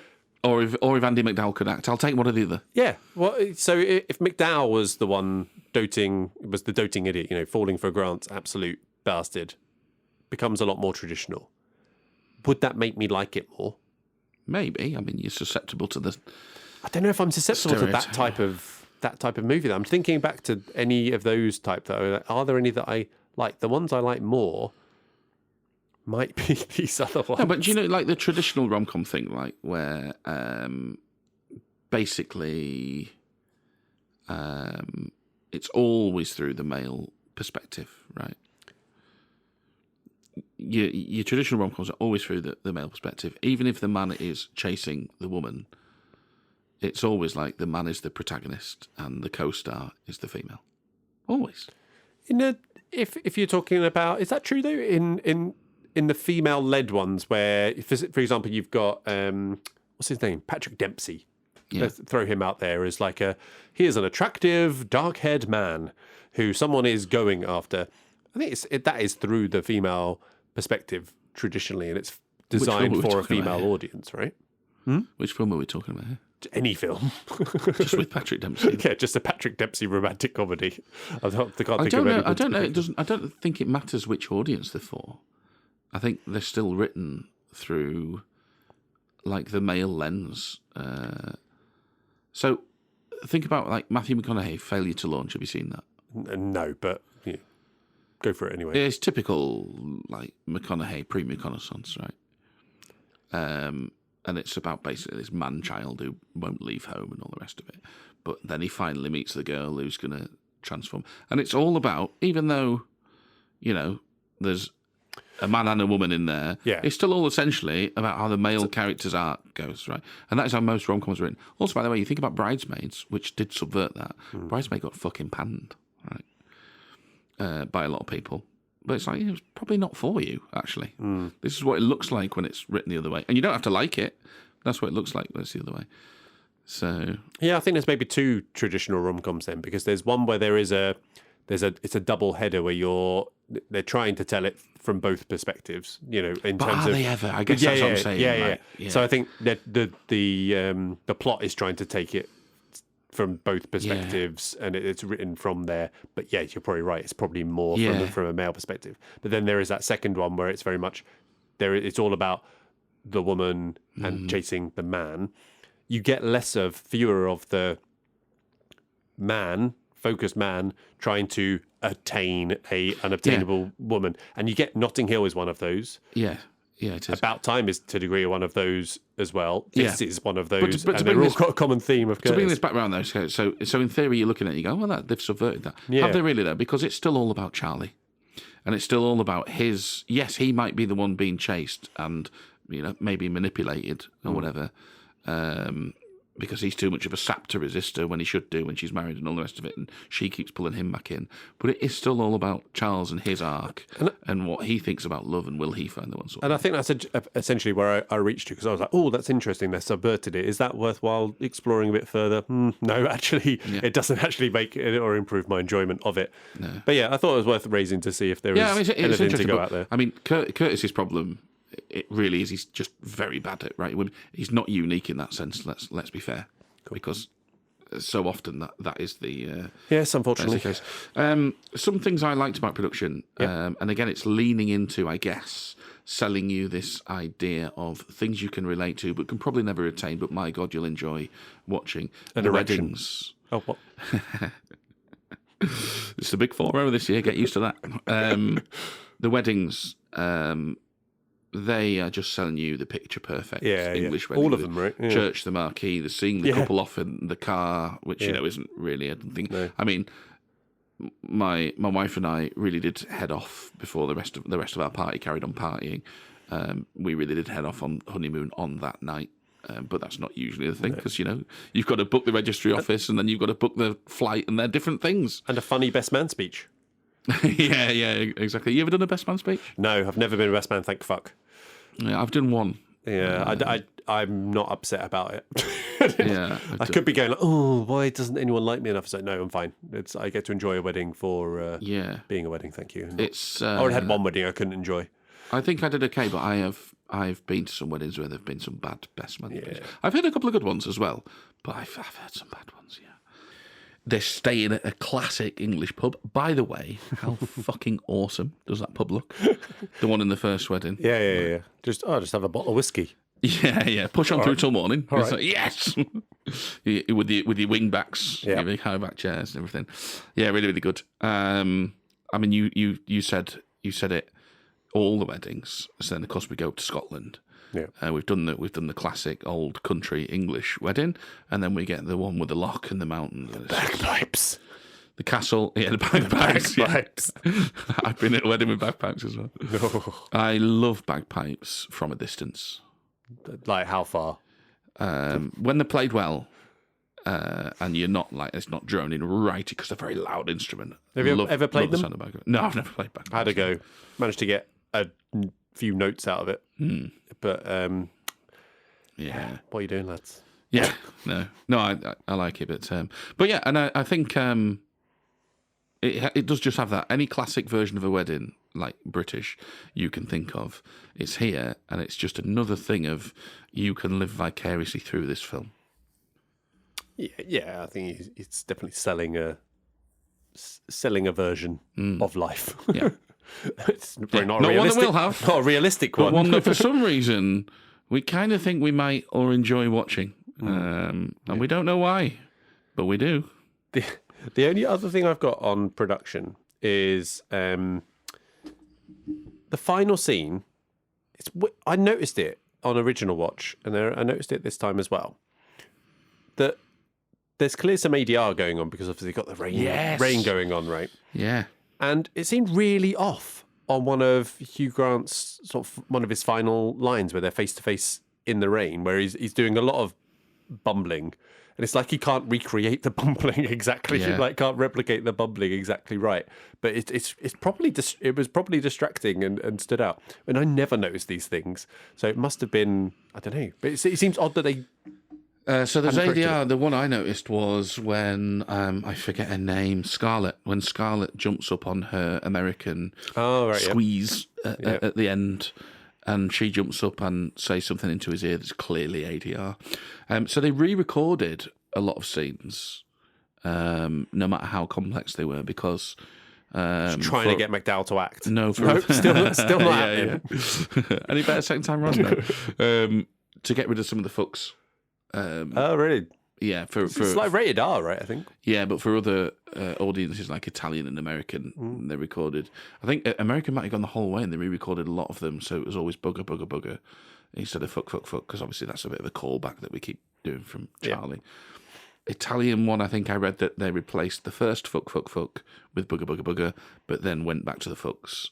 I love the rules. No idea why. It's so strange, isn't it? That's fine. So they did a lot of that. And the thing is with ADR, I always think that speaks to a bit of a rush job sometimes. So they've maybe just run out. We know they have budget. But they didn't have money. Yeah, so maybe run out of money. Maybe it's just as simple as that. Can we re-record that? We can't re-record that one as well. Just ADR it. Just ADR it. And just for those that don't know what ADR is, automated dialogue replacement, where they essentially record. It's not automated. It's additional. That's really additional dialogue. Oh, additional dialogue because you record it afterwards. Additional dialogue replacement where they're doing it in a studio. Yeah. Afterwards, matching the lips to the voices because they couldn't hear it properly. Well, it's not even necessarily the lips, right? Because sometimes they'll do it after testing. So they'll go, oh, this would be really good if it had a line there. Someone has said they don't know what's going on. Oh, we'll put in another line there. So you'll often hear, and this is what Scarlett's was, it's a line that's put in when she's not even facing the camera. Mm. So you don't have to match it to the lips, but they've just gone, oh, this would benefit this scene, so we'll put it in. And it does often look clunky because they're often reacting to things. Oh, we wish we'd have done that differently. Or audiences telling us we should have done that differently. Let's try fix it in post. So, yeah. Well, there we go.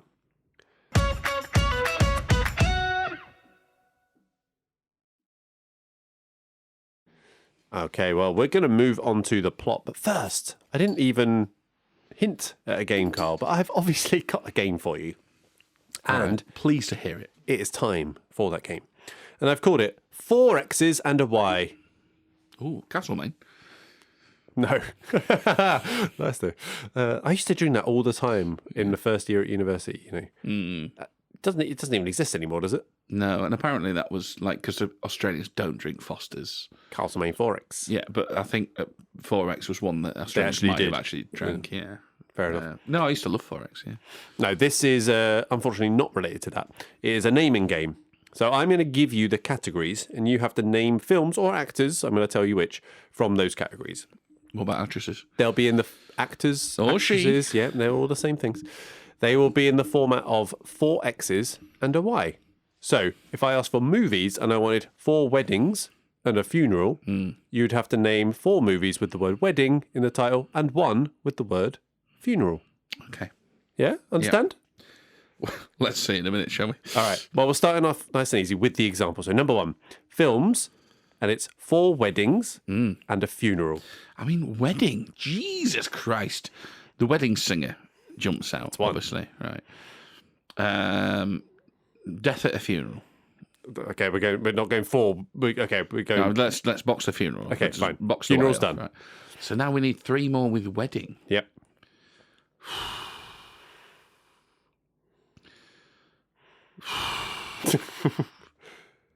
I mean, Owen Wilson. Oh, Wedding Crashers. Wedding Crashers. Yeah, Wedding Crashers, yeah. These are all going to be rom-coms and stuff. It's not. It's quite a lot, yeah. It's not my area of expertise, let me tell you. The Wedding Planner, is that one? Yes, that is one. That's yes, the well Wedding done. Planner. Yeah, Let's yeah. have the One Wedding more. Planner. You can use this film. Oh, what's the Big Fat Greek Wedding? Yeah, My Big Fat Greek. Well done. You could have used 4 weddings and a funeral. Yeah, could I? Could I have used that twice? Yeah, sure. There's no rules in this game. Okay, number 2. Actors this time, okay? So I'm looking for 4 Batmans and a Spider-Man. Oh, thank God for that. It's much easier. You can have Andrew Garfield for your Spider-Man. Why not? Okay. We'll have Ben Affleck for a Batman. Okay. We'll have Christian Bale, of course, the best Batman. Yep. Michael Keaton. Yep. And then, you could have Brad Pitt's mate, but also I'm going to go with Val Kilmer. Brad Pitt? Brad Pitt's mate. Oh, Brad Pitt's mate. It's just like, what? Val Kilmer. Yes, well done. There Should you go go. with Adam West, really, but never mind. Oh, never yeah, mind. you missed out Adam West. Yep. It could have gone our Pats. In a movie. Could have gone our Pats. Yeah, I've not seen it. Yeah. You should watch that, by the way. It's good. Okay, movies. 4 blunts and a mezcal. Okay, right. After Sun, Ovs. Yep. For the mezcal. Blunts, right? We'll have what's that shit one she's just been in with Gosling, Fall Guy. Yep. We'll have Day After Tomorrow. Yep. Not Day No, After not Tomorrow. after tomorrow. Can't have that one. It's close though. What is it? Fucking Tomorrow. Shit, what's it called? You're about to fall off Live, it. Die, Rise, Repeat, or whatever it is. Okay. That's the tagline, isn't Live, it? Die, Repeat. Yeah, Live, which they Die, tried Repeat, to turn into the name of the movie, and then it's. Well, I think it was released with that Yes, name it was, in certain territories. Yeah, but yeah, it's not the day after. It's tomorrow. not right in the middle of it. It's on the. It's the edge of tomorrow. There we go. It's the edge of tomorrow. That's two. What we're doing, Blunts. We've got that one with Matt Damon, and you talk about underwritten female characters. Oh, yeah. Jesus Christ. With the hats. The Adjustment Bureau. Yep. Should have been a really smart movie. Instead, it's a crushing disappointment. One more. Yeah, because John Slattery's in that as well. He's so good. Matt Damon's not bad in that movie. That suits him very well. Stop stalling for time and get to the fourth one. Right, Emily Blunt. What else has she... You can't count the things you've recast her in, because that'll be everything. Yeah, it's difficult, isn't it? What else has she been in, Emily Blunt? One of your favourite films from last year. Yeah, probably. I can well believe it. Oppenheimer. There we go. She played the titular character. I guess so. Yeah. Mrs. Oppenheimer. Yeah, Mrs. Oppenheimer, yeah. I mean, she's pretty scene-stealing in that. Yeah, she's great, actually. She's pretty good. Okay, number 4. Looking for actors. 4 Smiths and a Jones. 4 Smiths and Jones. Okay, right. Let's go Tommy Lee. Get the Jones out of the Tommy way. Lee Jones, right? We've got Bradley. No, hang on. I'm thinking Smiths. of Mr. and Mrs. Smith there. Okay. That's not right. You can't, it doesn't work like that. Yeah, the actors, not characters. We'll have Will Smith. Will, yep. Other Smiths. Jesus Christ. I mean, it's like one of the most common surnames in the world. Just think of Will Smith and just go through his family. Oh yeah, Jada Pinkett. Yep. What's his boy called? He's got a stupid name, hasn't he? Yeah, and his mum was someone who died recently. His mum's Jada, isn't it? Just call back for a previous episode. Oh, right. I'll get that one when you say it. I can't remember. I can't remember his bloody. Oh, it's Is it Jaden? Jaden, yeah. Jaden, yeah. Right. So I've got one more to get. Fucking hell. Right. Let's leave William Smith and his kin alone. Let's go in a different direction. Smith, come on now, Smith. John. I'm going to do John. Is there a John? Is there a John Smith? There must be. I don't know one. I don't know. I'm going to have to give up on Smith. So Jaden Smith's mum, which was Maggie Smith, obviously. Oh yes, Maggie Smith. Yeah. You could have had Sheridan Smith. You could have had Justice Smith. Kevin Smith. Never heard of him. Yeah, Kevin Smith. Matt Smith. Yeah, I mean, TV actors. And the Jones, James L. Jones, Rashida Jones, Felicity Jones, Daisy Edgar Jones, Catherine Zeta Jones, already mentioned her. Oh, yeah, don't worry about the Jones. All right. Off the Jones. Last one. Movies. 4 girls and a boy. Eh? 4 girls and a boy. Movies. Four girls. No. 4 So movies like Lucy. with 4 movies with girl in it. Oh, girl. Girl. Right. With you. Okay. And then one with boy. Gone Girl. That's one. Love that. Yeah.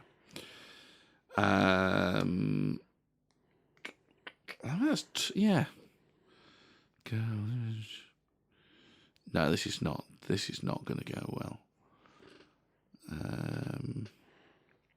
Think Macaulay Culkin. Oh, My Girl. Mm-hmm. Yeah, My Girl too. You're having that. Was there a My Girl too? Yeah, it's My Oh Girl dear. too. Yeah, Are you counting that one? Are you? Okay. Yeah, I'm. That's 3. God, Okay. God Almighty, I'm sorry. Girl. I mean, I'm even struggling for boy, to be honest with you. Come Which on. would be ridiculous, yeah, because you'd be like, what are you talking about? There must be a superhero called Boy, right? You'd think so. I can't think of one though. Yeah. Go on, Carl. I'm going to The push you. Last Boy Scout. Yes, well done. There we go. That's your boy. That's boy. Right, You so need I one more girl. I need another girl. There's going to be people Girl with a shouting dragon at you. tattoo. There we go. Well done. Yeah, but you could have had Girl Interrupted, The Girl Next Door, The Girl Who Cooked a Hornet's Nest, The Girl Who Played with Fire, Gregory's Girl, Vicky's reading it at the moment. Danish girl? Yeah. The girl with the pearl earring. So no, I was... You know how hard I try to obviously get any sex references in here. Yes. So I was going to say like foreplay and sex, but I couldn't really come up with sex? foreplay films realistically that you'd be able to get. But if you can come up with them, go for it. Ready Player One. Oh, I'll allow it. Yeah, that works. Yeah, What do you mean you allow it? it's got play in it. Yeah, that's why I'll allow it Yeah, right. Yeah. Okay. because it's a valid answer. No, I'm out after that. Yeah, I struggled with. To be honest with you, on the face of it, the percentages of correct answers is okay there, but I'm absolutely ashamed of failing on Smith. It's not as easy as it is when you're under the lights. The pressure is on. See, if I didn't feel the pressure of not leaving dead air, I'd just take the time I needed to get there and get it right. You just know you got to edit that shit down. So you know. Well, that's true, actually. Yeah. Anyway, Can't plot. answer that. We're going to talk about the plot. Oh yeah, shit. We're talking about film. Aren't Right. I like the plot. Generally speaking, the premise is sound. we? It's a nice little device as well to keep Yeah. it moving, isn't it? Yeah. The execution and the characters that make up the plot that let it down for me, which we've kind of already covered. One character. Yeah, one character. Keep the black mark. Yeah. So let's go through it bit by bit, wedding by wedding, Yep. funeral by funeral. Wedding one. Well, before we even get there, I mean, go on. he's late, isn't he? Well, yeah, that's wedding one. It's all Yeah, part of okay, wedding one. Great fucking and buggering from Grant. Yeah, and I've said before about how swearing is a punchline. Whereas it's not a punchline in this; it's very much a callback. We keep doing it. I also liked his a little bit. "fuck it" on the motorway when he just throws it into reverse. Yeah, just say it wasn't that one. It was that one. Fuck it. The Forgotten Rings, classic. Yeah, Stupid replacement rings. Yeah. Decent gag. I did have a chuckle at wedding one because I have a friend who's always very late for weddings. Just every time you just know he's going to be late. He did turn up on time for both of his weddings that he's had. But also same friend relating to wedding one. Actually, was that wedding one or wedding? No, it's wedding one where they had the awful singing duet couple. the folksy thing. Yeah. Reminded me of this same friend's wedding who had a couple of girls doing some strange interpretive dance during the signing of the register. It's very difficult not to piss myself whilst that was going on. Yeah, and then at the after party, or whatever it's called, they were giving little presents to these girls for doing it. I had a few by then. I wasn't invited to the meal. Wasn't invited to the meal bit. Went to a pub. You weren't invited to the meal bit? No eating. Yeah, it was like went to the ceremony. Yeah. Pub. Yeah. They had their meal thing, and then we came back for the evening. Okay, yeah. Fair enough. I thought when you say meal and it, yeah, okay. Yeah.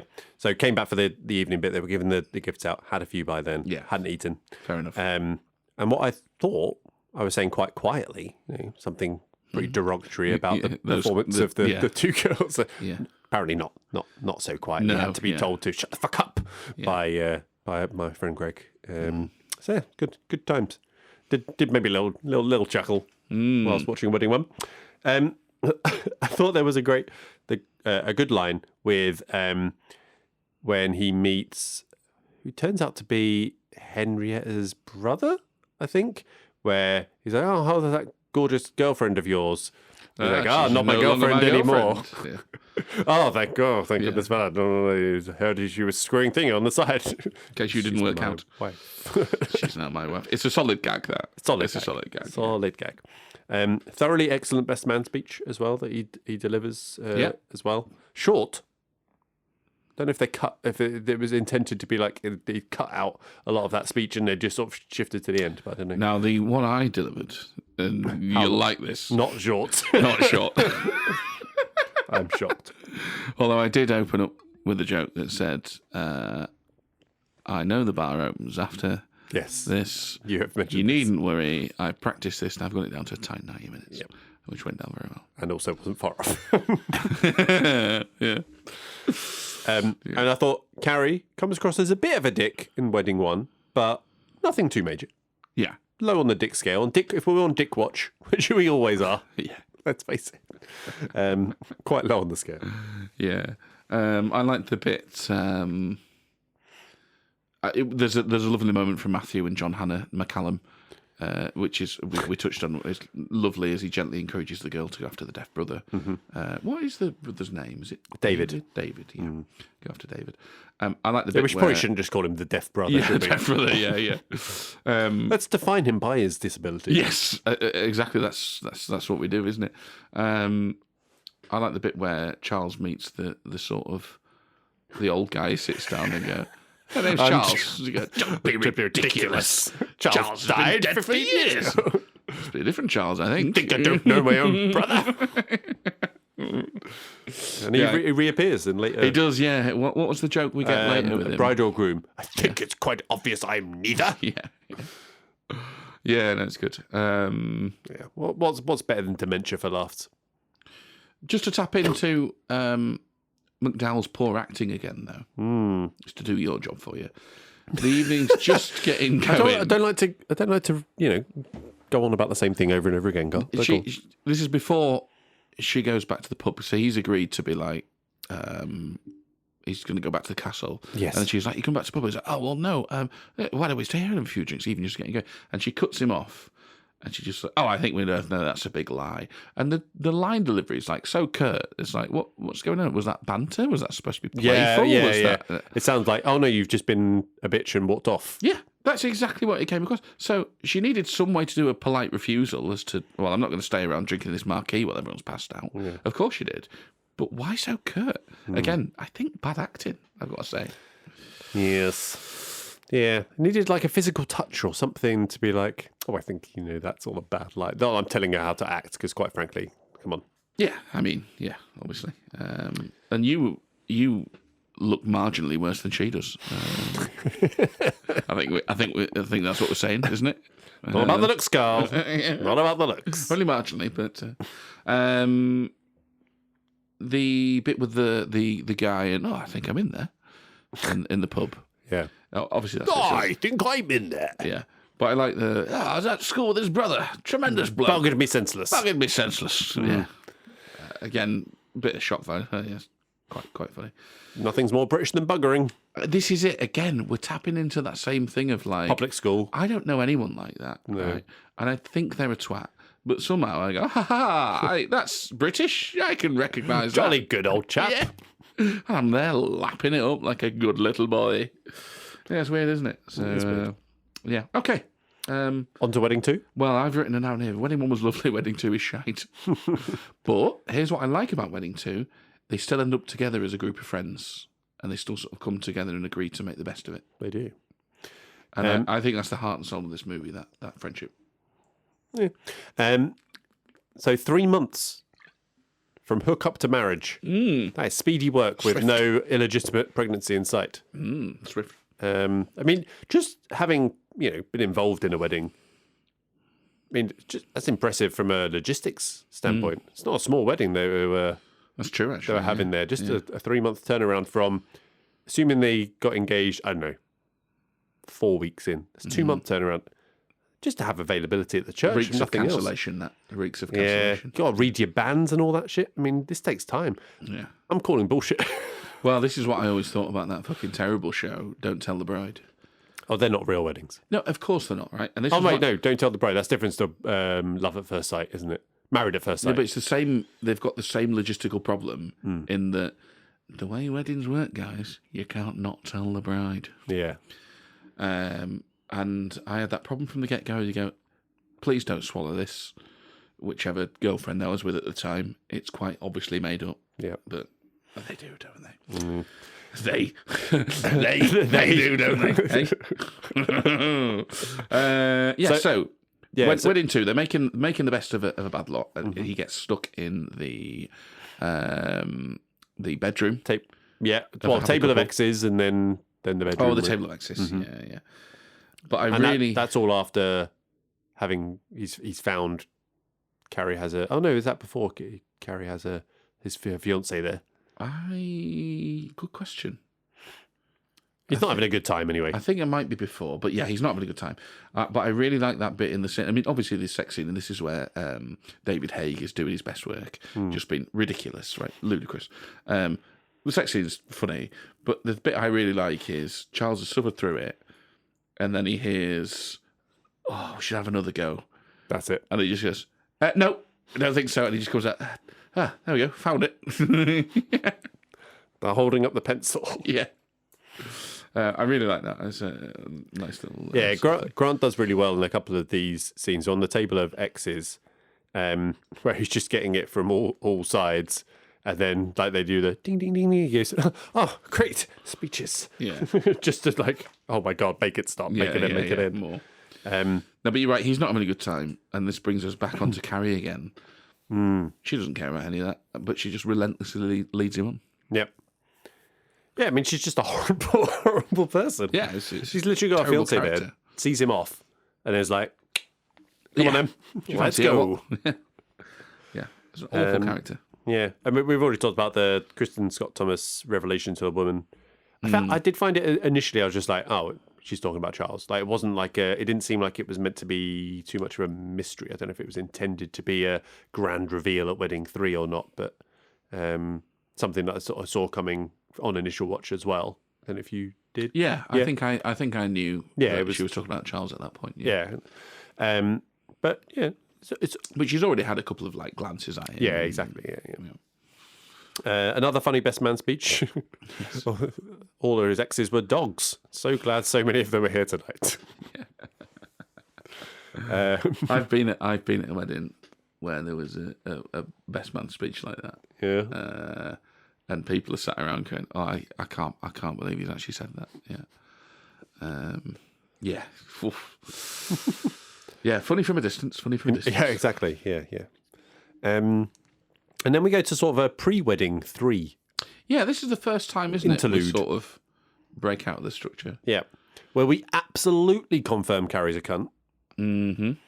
By really leading him on to the point of making him watch her try on wedding dresses for the wedding for the girl that she clearly knows that he likes. I mean, just the most dickheadery behaviour there can be. But I think that also like reflects badly on the Hugh Grant character as well. He's just like, why? I still don't understand. Why are you going after this fucking masochist? So yeah, very, very, very bizarre. That, and also means that he's standing up his brother for a shit fashion show that she's not giving any shits about. But yet, when he eventually then chases after her, blurts out his feelings. David for Cassidy song. Yeah, all that. Your Curtis shallow brand of love works its magic yet again. Somehow, we're still going, that's all right, isn't it? But again, I don't think she sells it. She doesn't. No, in any way, shape, or form. You know, we're just like, there's no like reaction. It's just realising. So what is it? Are you saying? How you'd have to sell this in order for it to be is just like she was oblivious, right? She has slept with this guy twice, but she's oblivious that there's anything deeper and meaningful going on. Okay, so there has to be like a moment of like, oh fuck, like not necessarily oblivious to the fact that he likes her, but oblivious to the fact that he isn't all over the place and has been from minute one with her. So like they could have got together and been like, if Charles was a bit more sort of played it cool, right? He played it a bit cooler. She was like, well, I know he likes me, but I don't know how much he likes me.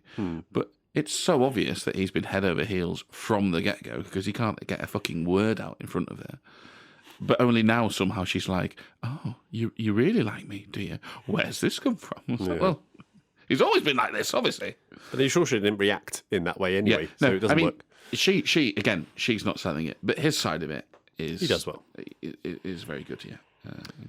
So then... actually, at that bit, he does call her on being a bit ruthless and toying with him.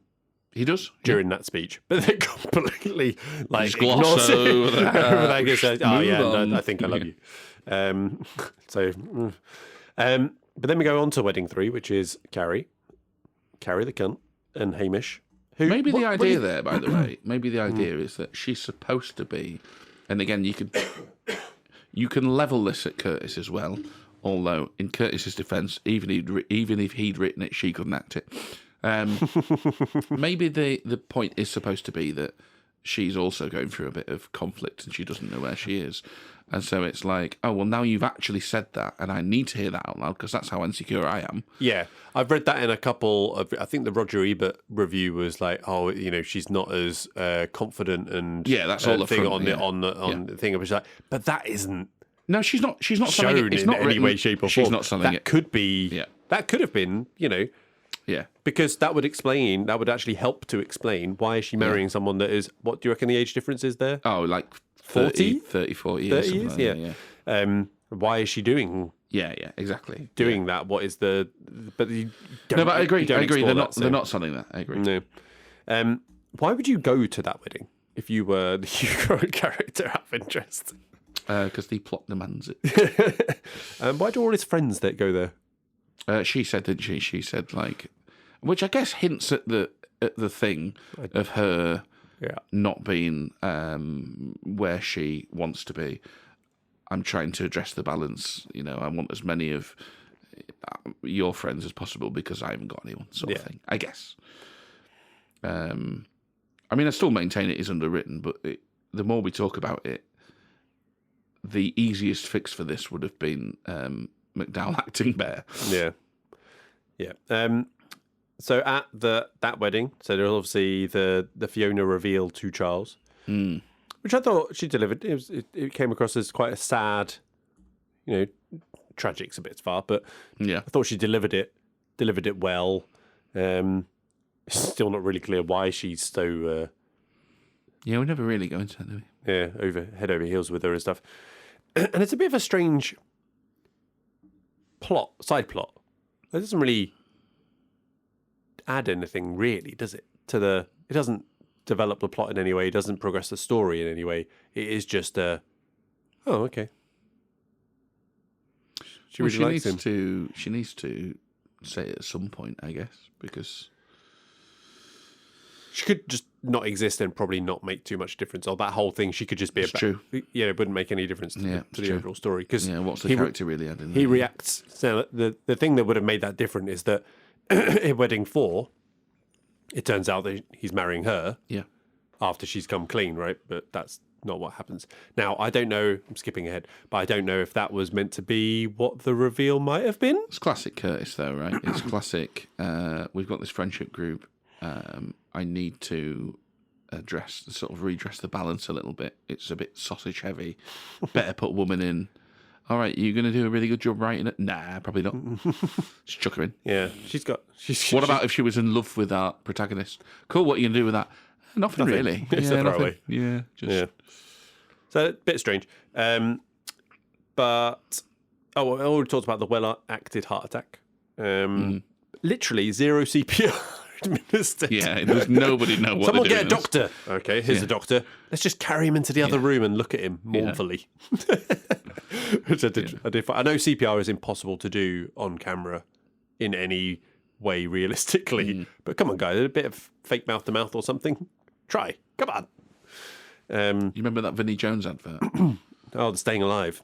Yeah, but it was the no mouth to mouth CPR. It's like just kissing. That's for your mum. Way to go. Yeah.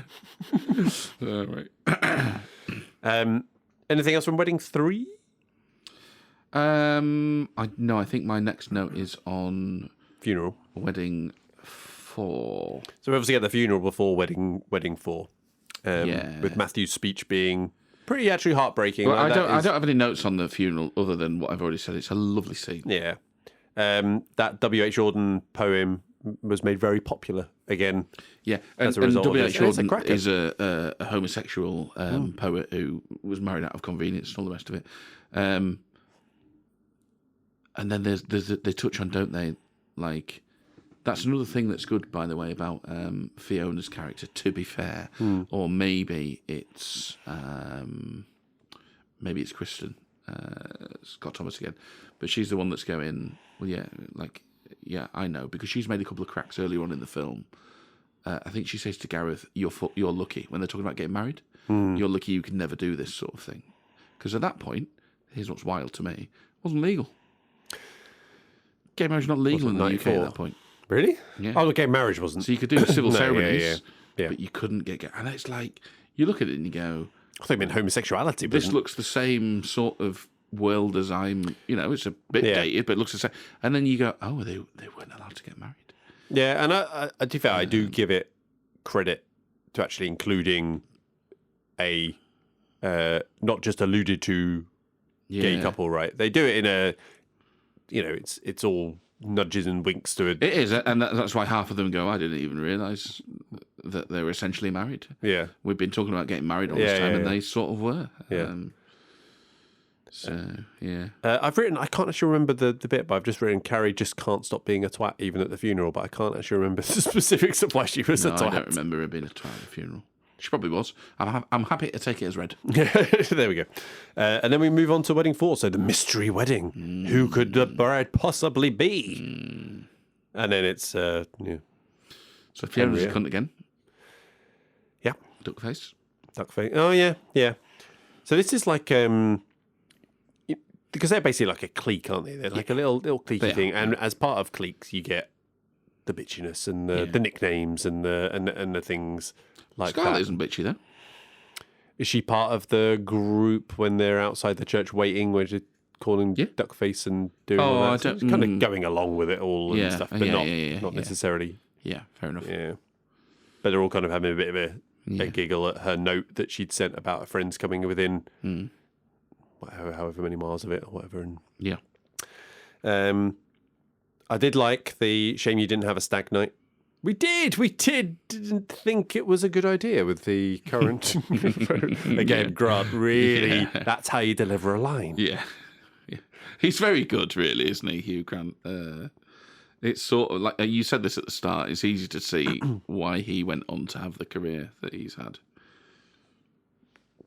And a question for you, Carl. One that's close to your heart. Incest. Wow. Second cousin's daughter. Acceptable level of incest? I don't really know what a second cousin is. No, neither do I. Oh, good. Is it your cousin's cousin? Sure. Why Was not? it the cousin of your mum? Or parent? Your parents' cousin? I don't know. So that'd be your parents' cousin's daughter. Yeah, that might make sense. Yeah, parents, cousins, daughter. I mean, I'd have to say probably, I'm really hesitant to say these words out loud, knowing that it can be clipped up and posted, but I'd have to say it probably is an acceptable level of incest. Is that right? I mean, it comes back to like this aristocratic acceptance of incest, or no, just general acceptance of the aristocratic thing of just like, oh, he owns a castle. Well, of course he's going to marry somebody he's probably related to. It does well. Like, if you're at a family gathering, you might not well have met this person before because it's such a distant relationship. Imagine you rock up, you're 19, they're well fit. You find out they're into you a little bit. Are you going to go, no, when did this happen, Carl? we mustn't. Forbidden fruit. It's like, well, why? Oh, well, I've heard that it can lead to birth defects. We're not getting married, dude. Like, we're just going to... Yeah, I think it probably is an acceptable level of incest, yeah. So incest is fine. Okay, cool. Good to know. So wedding 4. Obviously, Charles is doing a horrible, horrible thing. Yeah. Not nice way to say. Even though Henrietta is herself a bit of a crazy mentalist. Yeah. Not a pleasant character. No, it's not a great character. He isn't doing a nice thing, but I don't think he's necessarily malicious in his motivations. Yeah, it's a strange one. He's very lost at the end of the day. And it's a strange journey to go. Oh, I've been to so many weddings, and the girl I really love isn't available, so but that's not what triggers it. I mean, marry whatever. It's the scene with Tom, isn't it, when they're talking about lightning bolts, and Tom sort of says, "Well, you see, I've never gone with that. I've always sort of thought Someone you don't hate, I just meet a nice girl that didn't find me repulsive, and maybe we'd get on quite well. And, obviously we're distilling everything down to sort of one scene because it's a film. But I think that's a fairly normal thing where people go, well, maybe I'll stop believing in the one and I'll go for, I'm not saying settle, right? Like Sense and Sensibility style. Yes. But which is good, kids. You should settle. Yeah, apparently, if he's really rich. But he's just moved away from the rather more sort of childish idea of the one, hasn't he? There is a scene that does some groundwork for that, I guess is what I'm saying. Yeah, that's true. That's fair. The brother, David, and Matthew are the only ones who come out of this whole fourth wedding with any kind of credit, who are actually there to do something good, and David steps up. And you missed a nice bit of the fourth wedding, though, when they set him up to be late, his friends. Yes, yeah, that's quite cool. Yeah, they guess out just 9:30 bastards. Yeah, be quite good.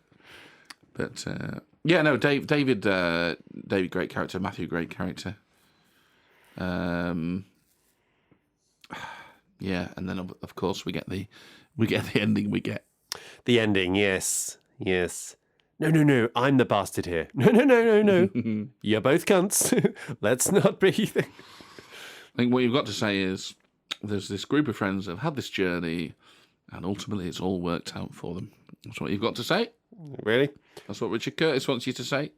And that's what I, for some reason, choose to believe. But is it still raining, Carl? Because I hadn't noticed.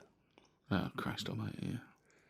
It's not even the line that's bad. Again, it's just terrible delivery. Yeah, it is. It's a bad delivery. Yeah. And highlights the complete lack of chemistry. If Hugh Grant said that line, yes, we'd be all over it. Yeah, exactly. And I think it generally would have been fine. We go, is it raining? I hadn't noticed. Would have been fine. Crack on. But she just looks like, stares at him. Is it raining? I hadn't noticed. Yeah. Crazy. So yeah, the ending is not great for me in that, because this is the crescendo, this is the big climax, and essentially you're bringing together two people that...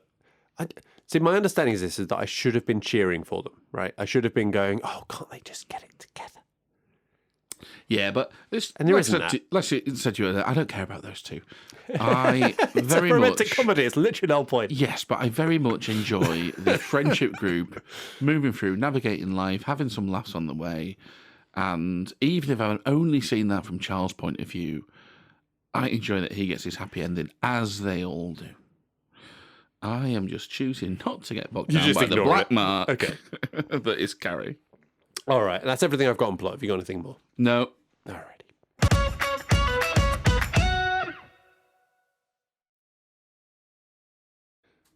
Okay, we move on to any changes. So a section where we each come up with our up to 3 changes. How many have you got, Carl? 1. Ooh, okay, I'll go with my 2 then. First. I've got 3. Sorry, I'll go with 2, and then we'll go with one. Okay. So, make the female lead character, as in this is a writing thing, make them less of a cunt. Just less. They can be a bit of a cunt. That's fine. Just make them less hateful. Just make it so I could actually want them to get together. Carl? Oh, actually, me again. Recast McDowell to someone who can actually act and has chemistry with Grant. Right, now this is going to contravene your change, but you've moved my needle. Ooh. Right, because the change I had down was he's too soppy for her. So the power balance is completely out between this couple. You could make their romance nicer and lean into the schmaltz, right? Which is what you've just said. You can make her a bit nicer. Or you can go the other way and pep Charles up a bit and have a bit more back and forth. So he's got a bit more banter. He's less pathetic. Is a bit more sharp for exchanges, right? But I don't think that anymore, because as we've had this chat, what I think they should have done, they should have made her character more troubled. So she can be as as she is in terms of like She's doing it for a reason. Yeah, she's doing it. She's got her own problems. She's just trying to find her own way in life. They're just at different stages and the circumstances different. So I think that would have worked quite nicely. But the part's too underwritten for that. Yeah. Definitely. And if that's what they intended, then with the scraps they've given her, McDowell isn't selling it well enough either. But yeah, I think actually, on reflection, that's the change I'd have liked to see. Okay, cool. My third one, and I've not thought this through. Good, right. Could you make it 3 weddings and a funeral? Which one would you lose? I'm not sure. That's one I've not really thought through. But I feel like 4 weddings, too many. You could have 2, right? You have the funeral after the second one, then you've got the third one. Carrie's wedding? Does she need to get married? What does that do? Well, that's where Gareth dies, isn't it? Yeah, but you could die at the second one. No, I'm happy with the pacing. the 3 weddings, funeral. I felt like I really providers. hated it. I should have come up with 3, so I just had to throw one out there. No.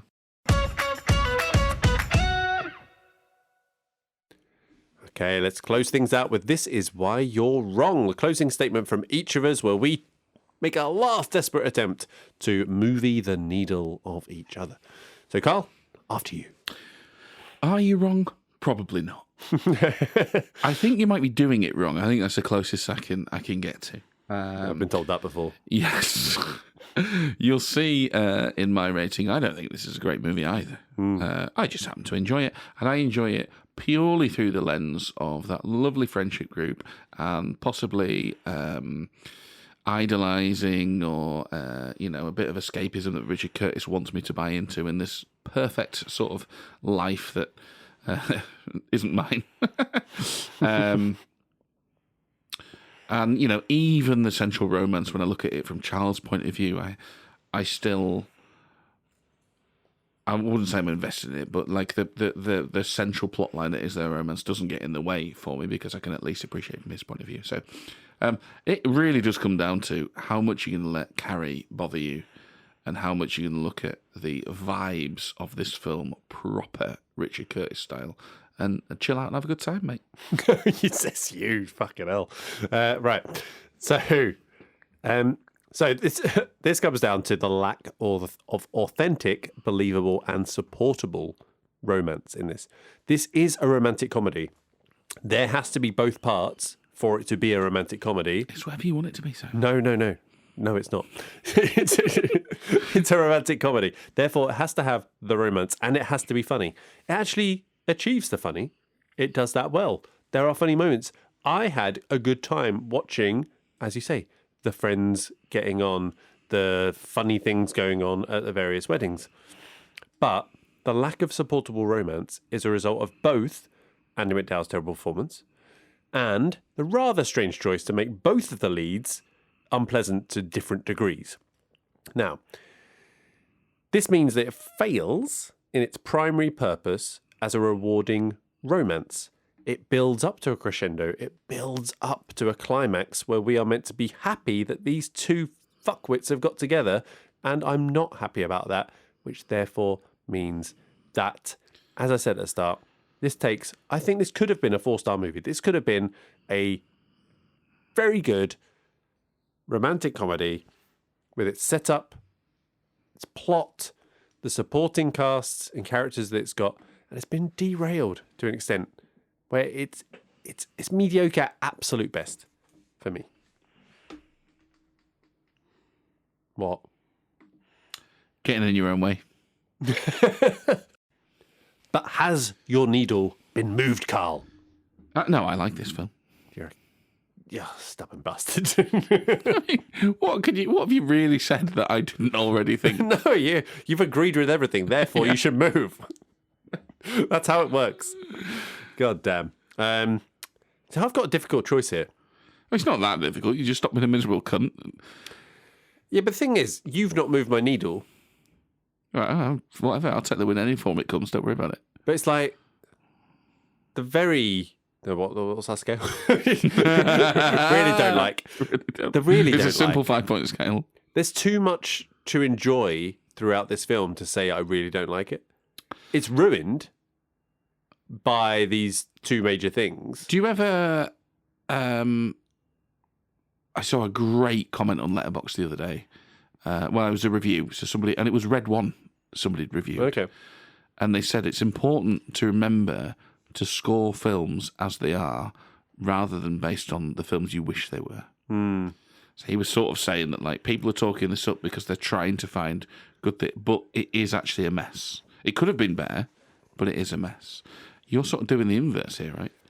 You're scoring down because you're going, this could have been a great romance, rather than going, but it is a reasonably funny friendship story. It could have been a great romance. It's not. I'm with you. You've not moved my needle, but I don't like this film. I mean, he's only gone to like. I thought he could have been ambivalent. I thought there could have been an ambivalent. No, not going to ambivalent. Right, fine. We'll take the fucking paltry win.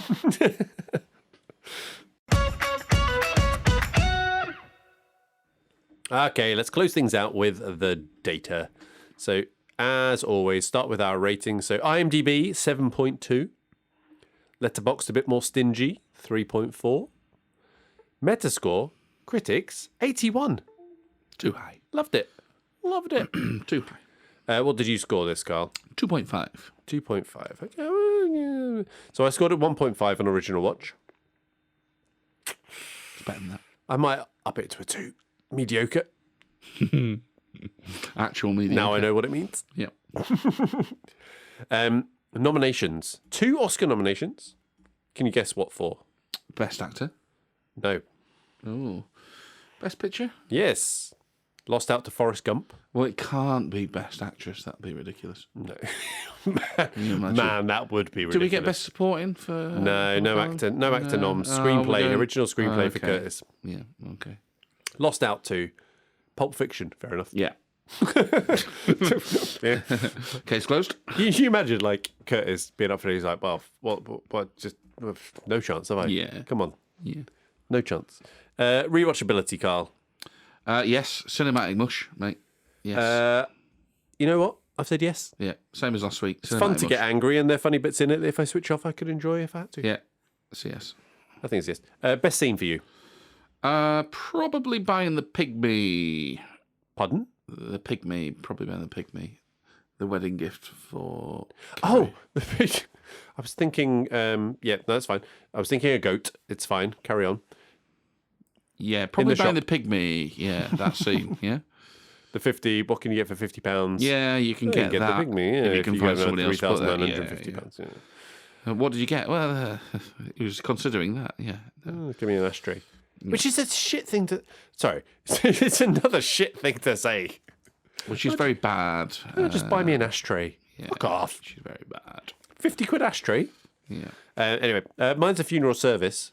Quite a long scene. Yeah, but just the way that John Hannah delivers that, I think it's cracking. If you manage to eulogise me in such a way in my funeral, and it comes probably in the next few years. Then, imagine if it's me eulogising you. What's gone wrong in your life? Yeah, I don't know. For it to be me.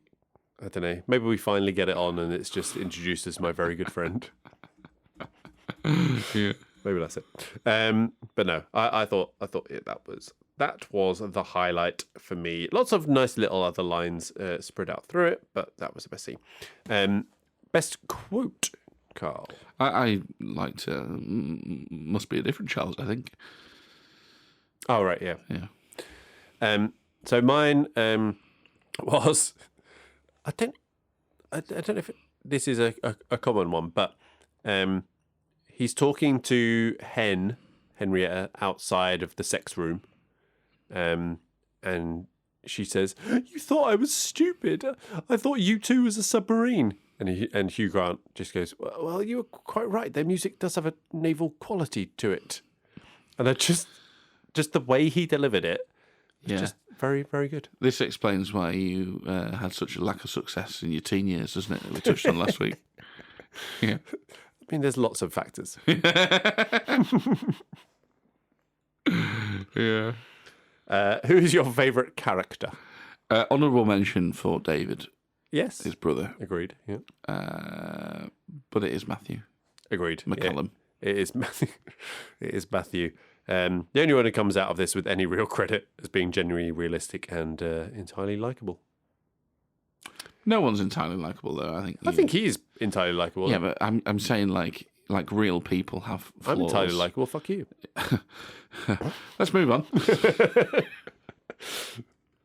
I've been called an idiot. Anyway. Tearjerker. Just as last week, meh. I will go at literally anything, mate. Yeah, I didn't go at the funeral, but I feel like that'd be where could have gone at the funeral. That'd be where it's very touchy. Yeah, I feel like it could have gone. Yeah. So yeah, I'm probably in between the meh, yes, kind of thing. Yeah. Jerker. I think it's a very no, unless I've missed something. Yeah, I don't think I've seen anything. No. Yeah. There's a little bit of. And I was really looking. Yeah. Indeed.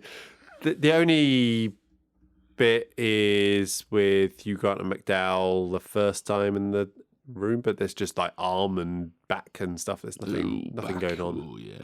And then when the married couple are getting it on, it's under full wedding dress. I mean, back's just quite nice, really, when you think about it. And that is essentially what Liz Hurley's dress. No feet, though, is it? Went wild for. Yeah, that dress. Top 3. Yeah, I think went for a huge rant. You went for a huge rant. No, sorry, Hugh Grant. We're going top 3. Hugh Grant. Very good. Yes, very good. The thing is, if that's the quality of the joke here, what on earth have you put in your closing statement? I didn't write that down. That just came to me, Carl. Did it? Gold like that? You just plucking out of thin air. It's amazing. Yeah. I did spend hours writing this shit. Do you know what? Has anybody ever told you should be a stand-up before? You're the funny one. No one has said that before. Have they not? No, have they not? Right. I think I like a lot of. I think I just like Hugh Grant. Right. So. My honourable mentions. Apparently, he's in Glass Onion. I have no memory of him. Literally said that. I said the Glass Onion. Missed out. I couldn't actually remember him being in it. Is he in it? Apparently, he's credited. But is he like a? Is he one of the ones? Is he like a butler or something? When they're is he butler? Is it? Is he basically just like peripheral? But it's just like it's Hugh Grant. But you can't have that anyway. No. Because he's a bit part. And I had the same with Paddington 2, because I couldn't actually remember he was in that. He's some sort of baddie in it, but I couldn't remember. I'm dismissing The Gentleman and The Man from U.N.C.L.E. for the same reasons. The Gentleman? Because he's only got...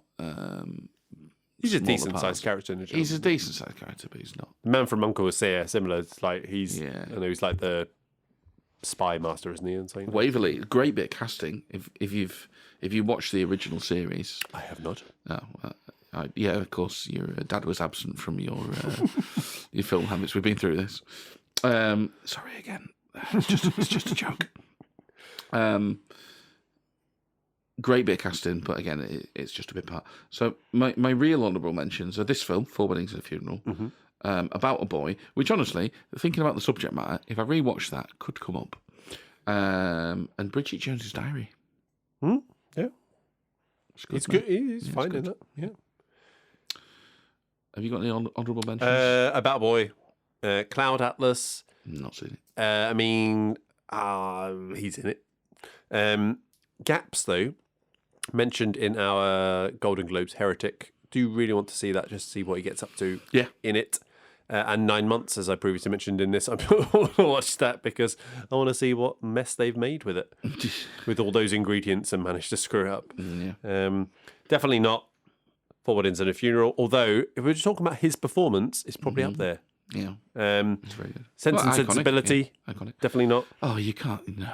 Definitely not. No. And Notting Hill, having just 20 minutes off watching it completely, could make the top 3 of his performances, but not necessarily of the films. So, Carl. It's been a while since I've watched that, but I'd be surprised if it didn't have similar problems to this film. I think it has fewer problems, but probably along the same lines. Okay, top 3. Number 3. Top 3, yeah. So, in a desperate attempt to appear interesting, the number 3 I've gone for is a film called Extreme Measures, which I have seen, and I did like, but so long ago I couldn't remember anything about it, right?